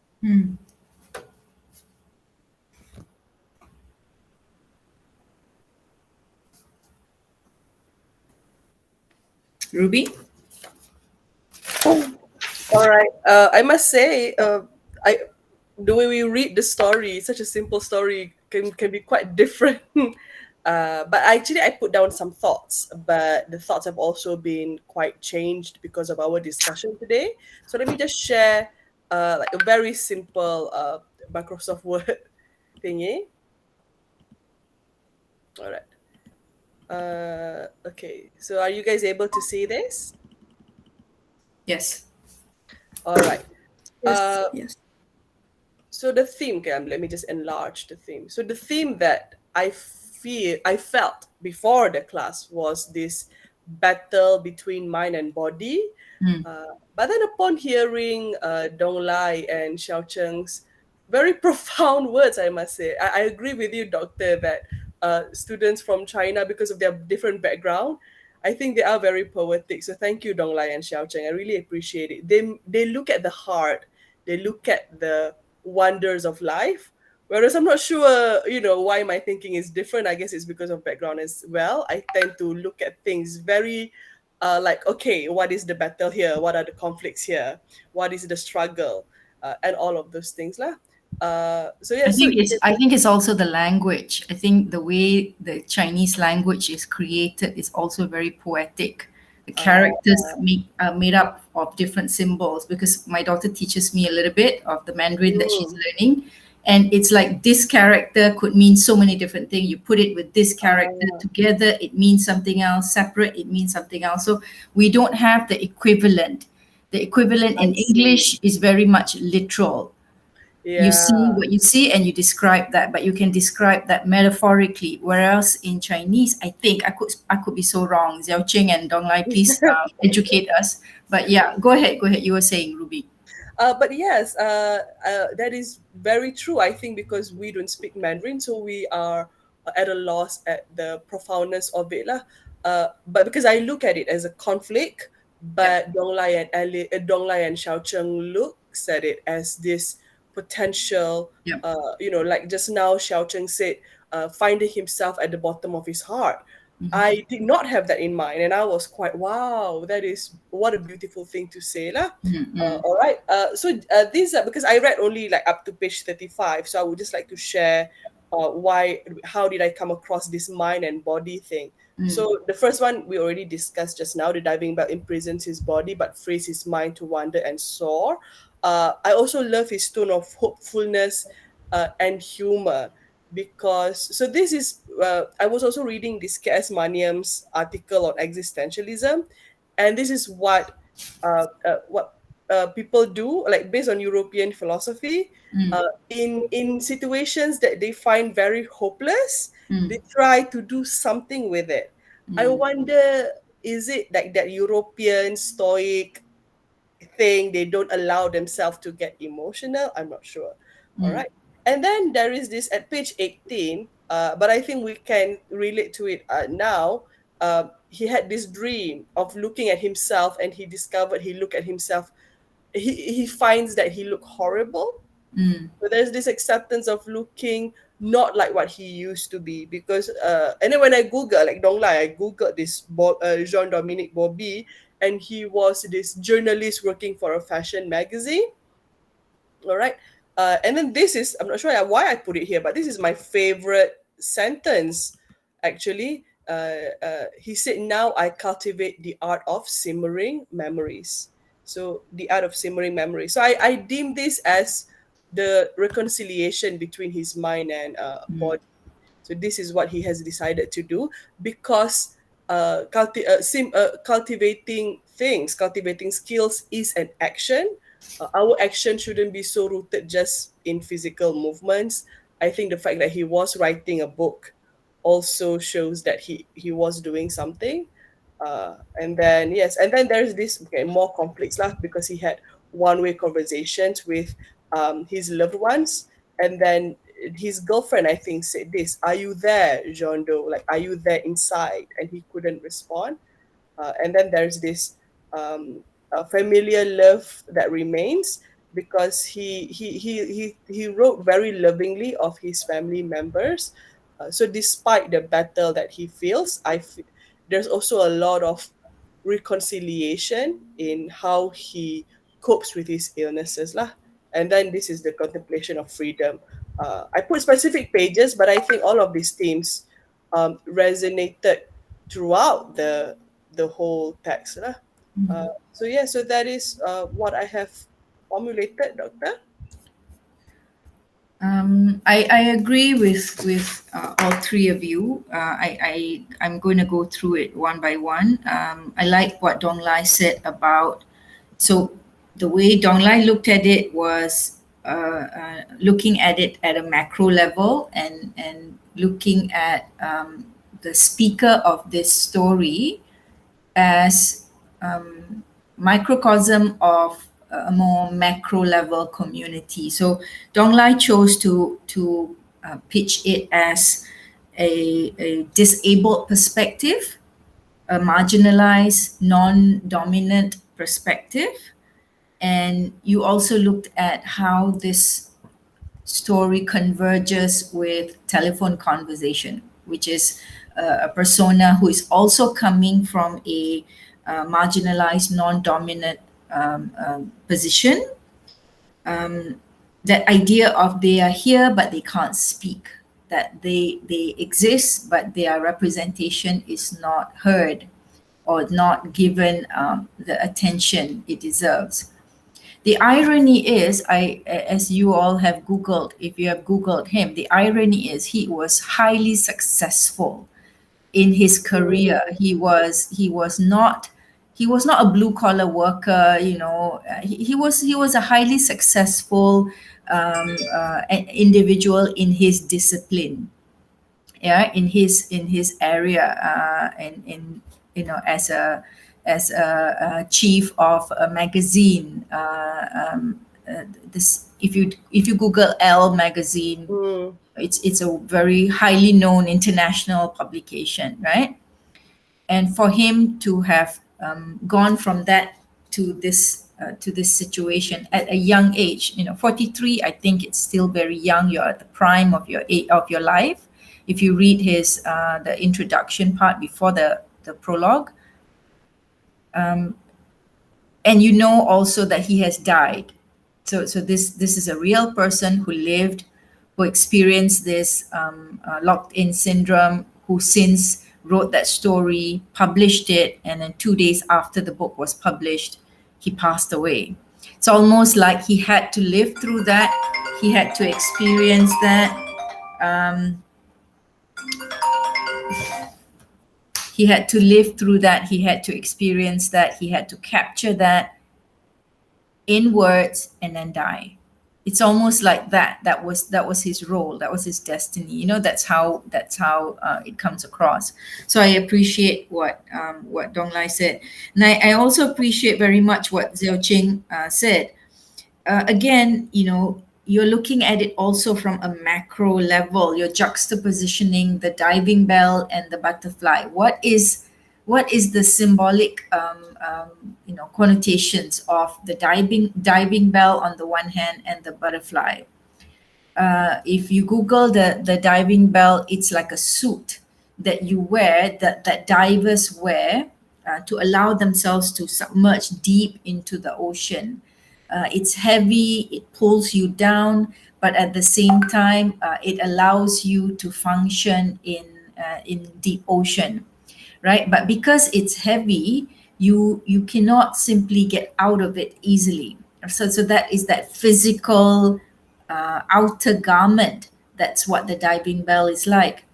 But the idea of the butterfly also, it's the butterfly goes through a kind of a metamorphosis, right? Transformation from the larvae to the cocoon to into this beautiful creature. So there is that element of beauty as well that he is incorporating in it. And that element, what Xiao Qing talked about, being lonely but also being strong at the same time. So that tension, when you're lonely, you have this sense of frustration and maybe even feeling depressed and saddened by your loneliness because you are isolated from the world. You cannot participate in the world, right? You cannot participate you are used to, right? It's different from it's different from the feeling of vulnerability that a child or even a toddler feels, right? They can't get through to people. People don't seem to understand them. It's not that kind of a vulnerability. So there is that element of loneliness, but the beauty is he draws strength. But where does he draw strength from? Not from outside people telling him, you're going to be fine, everything's going to be great, don't worry about it, we've got you, you know? No, but he needs to draw strength from within. And that's the element of strength from within that makes him strong enough to write that story rather than wallow in self-pity. Because when you're lonely, you can wallow in self-pity. You can say, oh, poor me, you know, I'm so lonely. This shouldn't have happened to me. You know, I was a good person. I am a good person. I never did bad things to people. He didn't wallow in that, right? He drew strength from the person that he used to be. That element, the person that he used to be. You're getting closer to the theme of the story. So who are you in terms of the core of your being, in terms of your sense of identity? Who are you when everything is stripped away, from the externals are taken away from you? Who are you at your core? Who are we as an individual? I also like what Ruby talked about, and you know, you talked about this idea of cultivating memories. If you think about yourself right now, are your memories of your past important? Is it important for you to keep track of the things that happened, the person that you were when you were a teenager, the experiences that you've gone through, the places you've traveled, the people you've met, the books you've read, the food you've tasted, the clothes you've worn? You know, are those memories important? Does that matter to you right now? Compare that to him. For him, that's all that he has left. He cannot make new memories because he's trapped in that body, right? That element of what makes a man. There is a line on page 29, the chapter Voice of Stage, and he says, I need to feel strongly, to love, to admire, just as desperately as I need to breathe. So what do you need as a person, as an individual? What do you need to live in this world? right? And I'm not talking about food, a shelter. Right now, you're feeling very cold. Xiao Cheng and Dong Lai, you're feeling very cold, so you need heat. There must be heat in your room, otherwise you will freeze to death, right? Ruby and myself, it's very, very hot outside. We need the fan, maybe the aircon. Otherwise, it's just too hot. For me, it's just too hot. I cannot take it, right? So I need the aircon, I need the fan. So I'm not talking about those kinds of needs. I'm talking about more at the more fundamental level. What do we need as human beings? We need love. We need companionship, right? We need people to understand us. We need to, you need people to talk to you, to communicate and engage with you, because we are social beings. We're not meant to live in isolation. We are social beings, right? That's who we are. In our core, we are meant to have communities. We are meant to have families, to have relationships. You take that out of the picture, what are you left with? That's what the story is engaging us. That's what the story is pushing you to appreciate. That's the unsaid, right? That element of when that is taken out of the picture, when you don't have the opportunity to develop new experiences, to develop new relationships, what are you left with? So that line that he says, oh, sorry, it's not touched. That line,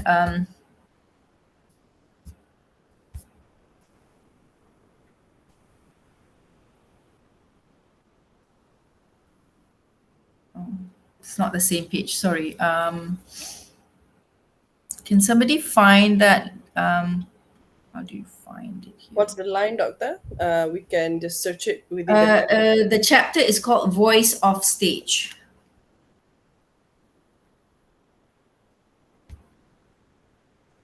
After the dream. Okay, found it. Okay, just a second. This one.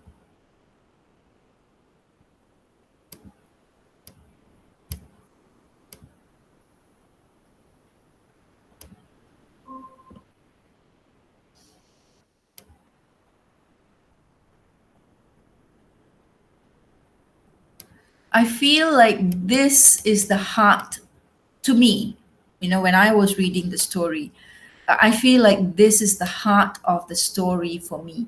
What is it that we as human beings need? When you really ask us at our core, is it food? Is it money? Is it a good position? Is it a big house? What do you need? The way I read the story was, this was at the core of who he was, who this speaker was at his fundamentals. This is who he was, a person who needs to feel strongly, to love, to admire, to, like when you watch the sunset, you admire the beauty of nature, right? He needs all that as desperately as he needs to breathe. So he's not talking about, I can't go traveling, I can't hug my children, I can't do all these things. He's not whining about that, but what he is appreciating is, this is who he is. At the fundamental level, as a person, this is who he is. And he's leaving the reader to question the same thing. Right? You can then question, what is it that you need? So if you were given the opportunity to reflect, as you are now as a reader, right? The minute we read this work, you are always left with the opportunity to reflect. What do I need as a person? That is the unsaid. So if you look at this text, of course, I'm not saying that's it. That's the answer to the question that you are asked to do, analyze the unsaid in the text. No, because that's the beauty of reading a text using reader response. There are a multitude of responses that you can come up with, right? But my perspective is that one of the unsaids for me as a reader, looking at the task, analyze the unsaid. One of the unsaids for me is, what is it that we humans need at our fundamental level, at the core of our being, what do we need? That's what the story and the writer is challenging us to explore. If this speaker who is locked in his own body, who can only move one eye and communicate to the world, he is able to do that largely because at the core of his being, this is what he needs. He is somebody who is passionate about connecting with other people, about loving, about feeling strongly, about admiring what he sees, the beauty. And hence, he was the editor of a magazine. You can imagine the beauty in the magazine is partly a representation, if you like, of the kind of a person he was, the things that he admired. Maybe a beautiful woman, a picture of a beautiful woman, maybe something captivating like a beautiful perfume, or a beautiful scenery. But that's what he was at his core, and he's able to understand that. So the speaker leaves that sentence there and allows the reader then to participate and say, okay, what do I need? What do I need? Do I relate to this? Or do I have a different perspective? Okay, so that's how I saw the text, and I appreciate your readings of this, and I appreciate the discussion. Okay, final questions or comments from you? Any thoughts? I'll go with Dong Lai. Okay, Doctor. After reading this novel, I found something new a new way to read. It's a combination of being in the first point of view and standing outside as outsider. Yeah, I think this way is very interesting. For example, in reading this novel, I noticed the change of the speaker's social status. Before his illness, he was a chief editor, and his position is like he writing, and he not only writing and editing, but he also tells others what they should to do, what the suggestions for others, for other editors. And where he and after his disease, he suffering the disability, and he can't even speak. So in his position, I feel he's suffering, and the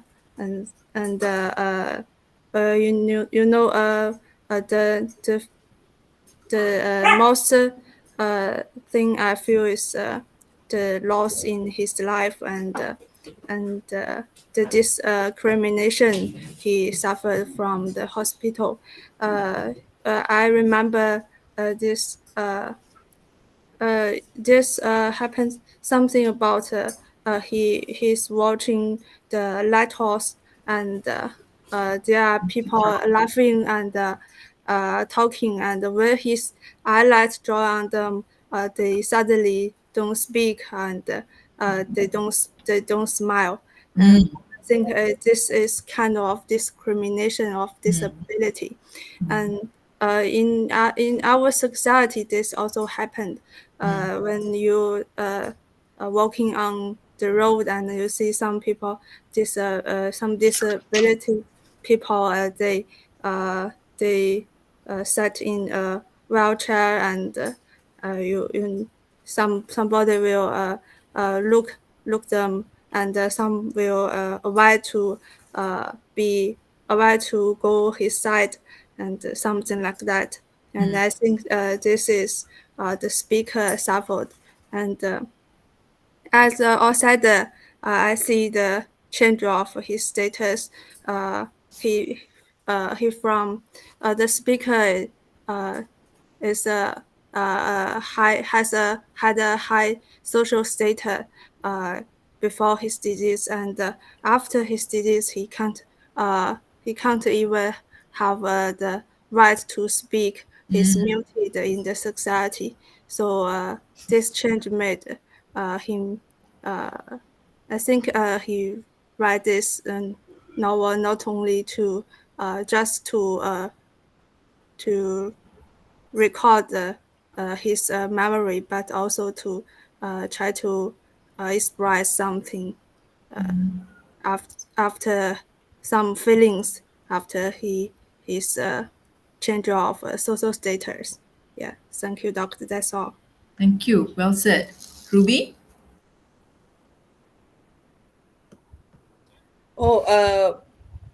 I don't know why I focused on freedom of movement. That is my first thought. It still is the way I analyze it.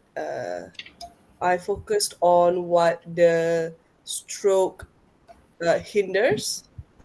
And so what Dong Lai said just now was actually very interesting. She said she looked at his status as an outsider now. But when I read it, I was like, "Oh, you're rich. That is why you're able to be in the hospital for 6 months." And then he was in France, and then he worked as because he worked in the fashion industry where appearance was at the forefront. So yes, so I'm not sure why I didn't deem his status to be changing. Maybe because he has yet to perceive it. He has not located himself in the society at large lah. So I would say that let me just give my final thoughts. I think I will reread it and incorporate what Xiao Cheng and Dong Lai have said. I would love to try and look at it perhaps from a more hard kind of aspects, more of a finding his voice within his body instead of looking at it as, okay, he want to do something but he cannot do anything, and then now what does he do? Right. So yes, so that's my final thoughts. Okay, thank you. Xiao Cheng?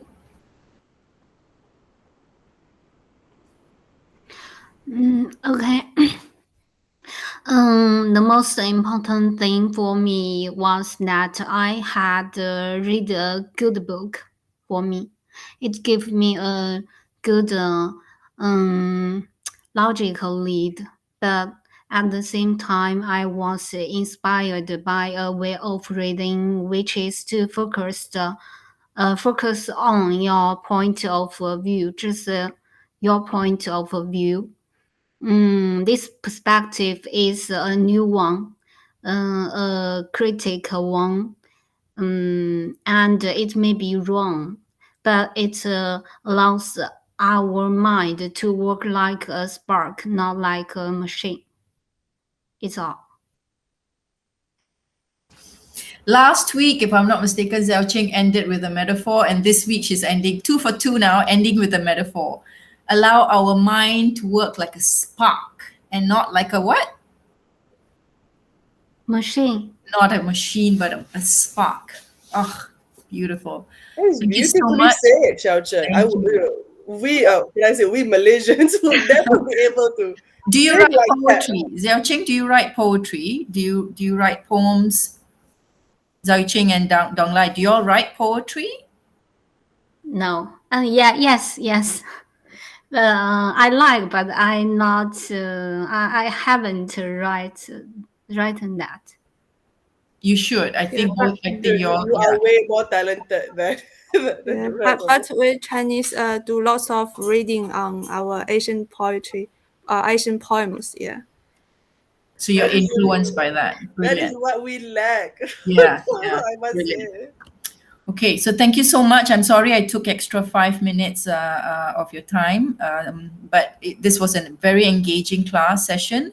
So thank you so much for this. Just to remind you, I will stop there. No, I won't stop. Just to remind you, next week we don't have a face-to-face class, but you are supposed to consult me for your first assignment.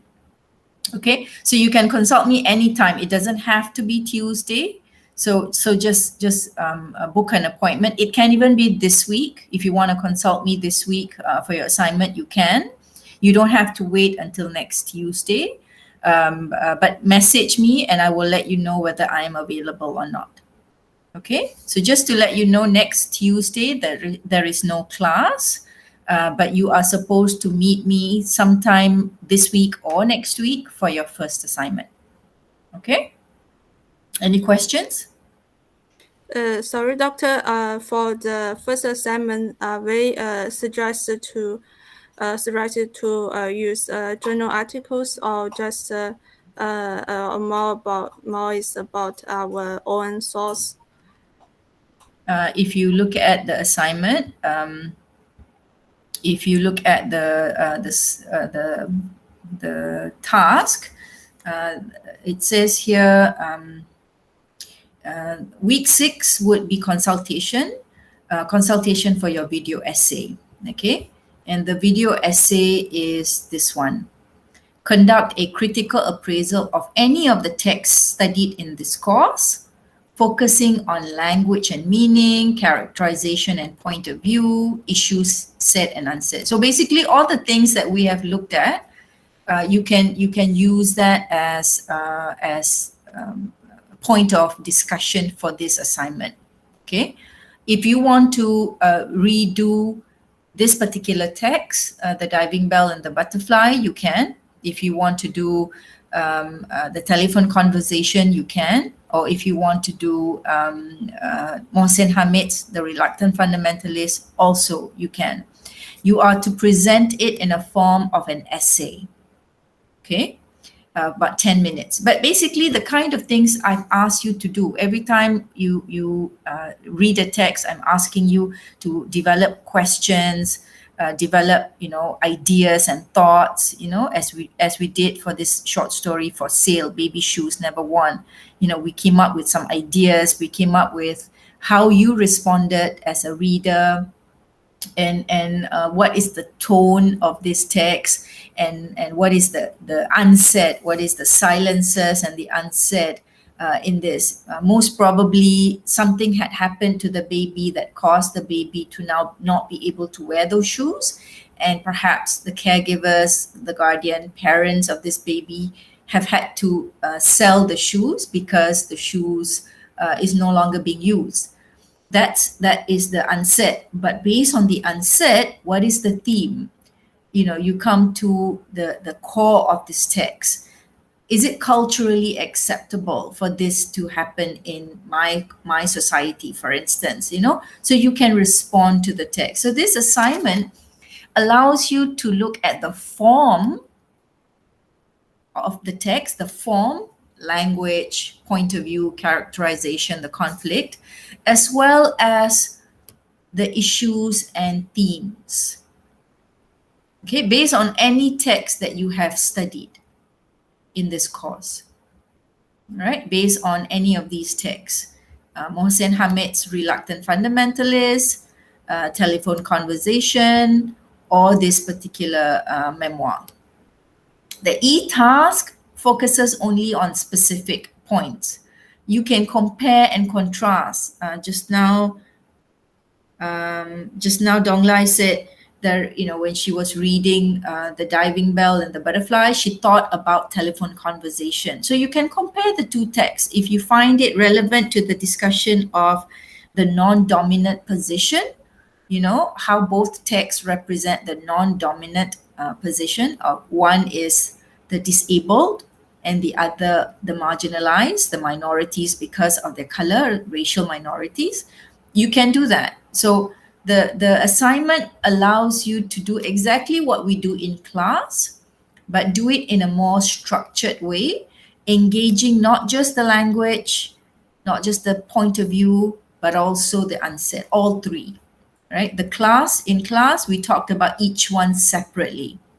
We talked about language, looking at the song, I Am Not My Hair. And then we looked at point of view, characterization and point of view, at looking at Mohsen Hamid's The Reluctant Fundamentalist, only the first 40 plus pages. And then we looked at the issues and themes in Wole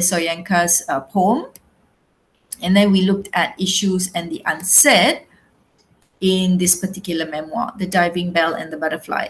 But for your assignment, I'm asking you to converge all three aspects: language and meaning, characterization or point of view or conflict, issues, and the unsaid. Okay, any questions? I'm going to give you 2 weeks for the consultation. So week 6 and week 7, you get to consult about this video essay. Week 7, we will not have class also.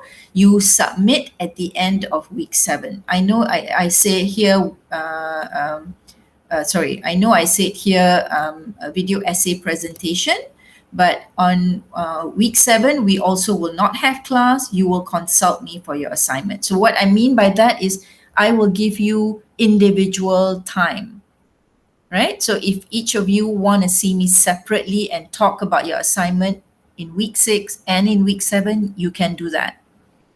So if you have questions, if you've got certain things, so we will have a personal tutorial session. Okay, any questions?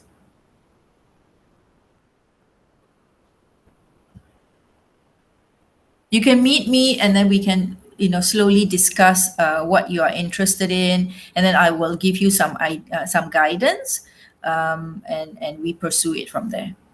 Is that all right? I wonder, Doctor, if we want to zoom in perhaps into one chapter, we want to deconstruct it. We don't have to do the whole text? Yes, you can. Okay. Yes, you can. But you see, the thing is, if you took one chapter, say for instance, The Diving Bell, you took, or even Mohsin Hamid's Reluctant Fundamentalist, you have to remember when you're telling a story, the beginning chapter will be more exposition. It tells you more about the backstory. The middle chapter will tell you more about the conflict. The ending chapter will tell you more about the resolution or the denouement, the falling action. So depends on which chapter that you take, you will be able to kind of do only a certain amount. Whereas if you take the entire story, you can say more. You can do both the exposition, the conflict, as well as the falling action, the resolution. Do you understand? So if you take one chapter, you can only do so much. It's quite limited. Okay, but when you consult with me, I will guide you along. Just to let you know, next Tuesday I will be teaching at a university level program. Tuesday 9 o'clock onwards. So Tuesday will not be a good day for a consultation, but any other days, if you message me early enough, we can negotiate. That's why I say I'm giving you 2 weeks. So meet me next week briefly to kind of tell me what you're interested in, work on it, and then week 7, meet me again so I can give you more guidance. All right? But based on what I'm hearing you discuss in class, I feel like you know what you want to say. So it's about putting it together in a structured way. Okay? All right, so just quickly one more time to reiterate, this is especially for Shah, because I'm concerned she's not here. Just to reiterate, your task, you are going to do a critical engagement with either a literary text or a non-literary text, because a memoir can be both literary and non-literary. You are going to analyze the text. You're going to identify elements of literature in that text, point of view, personification, the persona, characterization, the conflict. And you are also going to read the text critically and present it creatively in the form of a video essay. So your first assignment is engaging all 3 learning outcomes. So that's something you need to be mindful of. This is what you're doing. In doing this, you are demonstrating you have achieved all 3 learning outcomes. Okay? So I need to see you for that purpose. So come for consultation. Sign up for consultation. Just message me and say, Doctor, are you free at this particular time? Can I see you?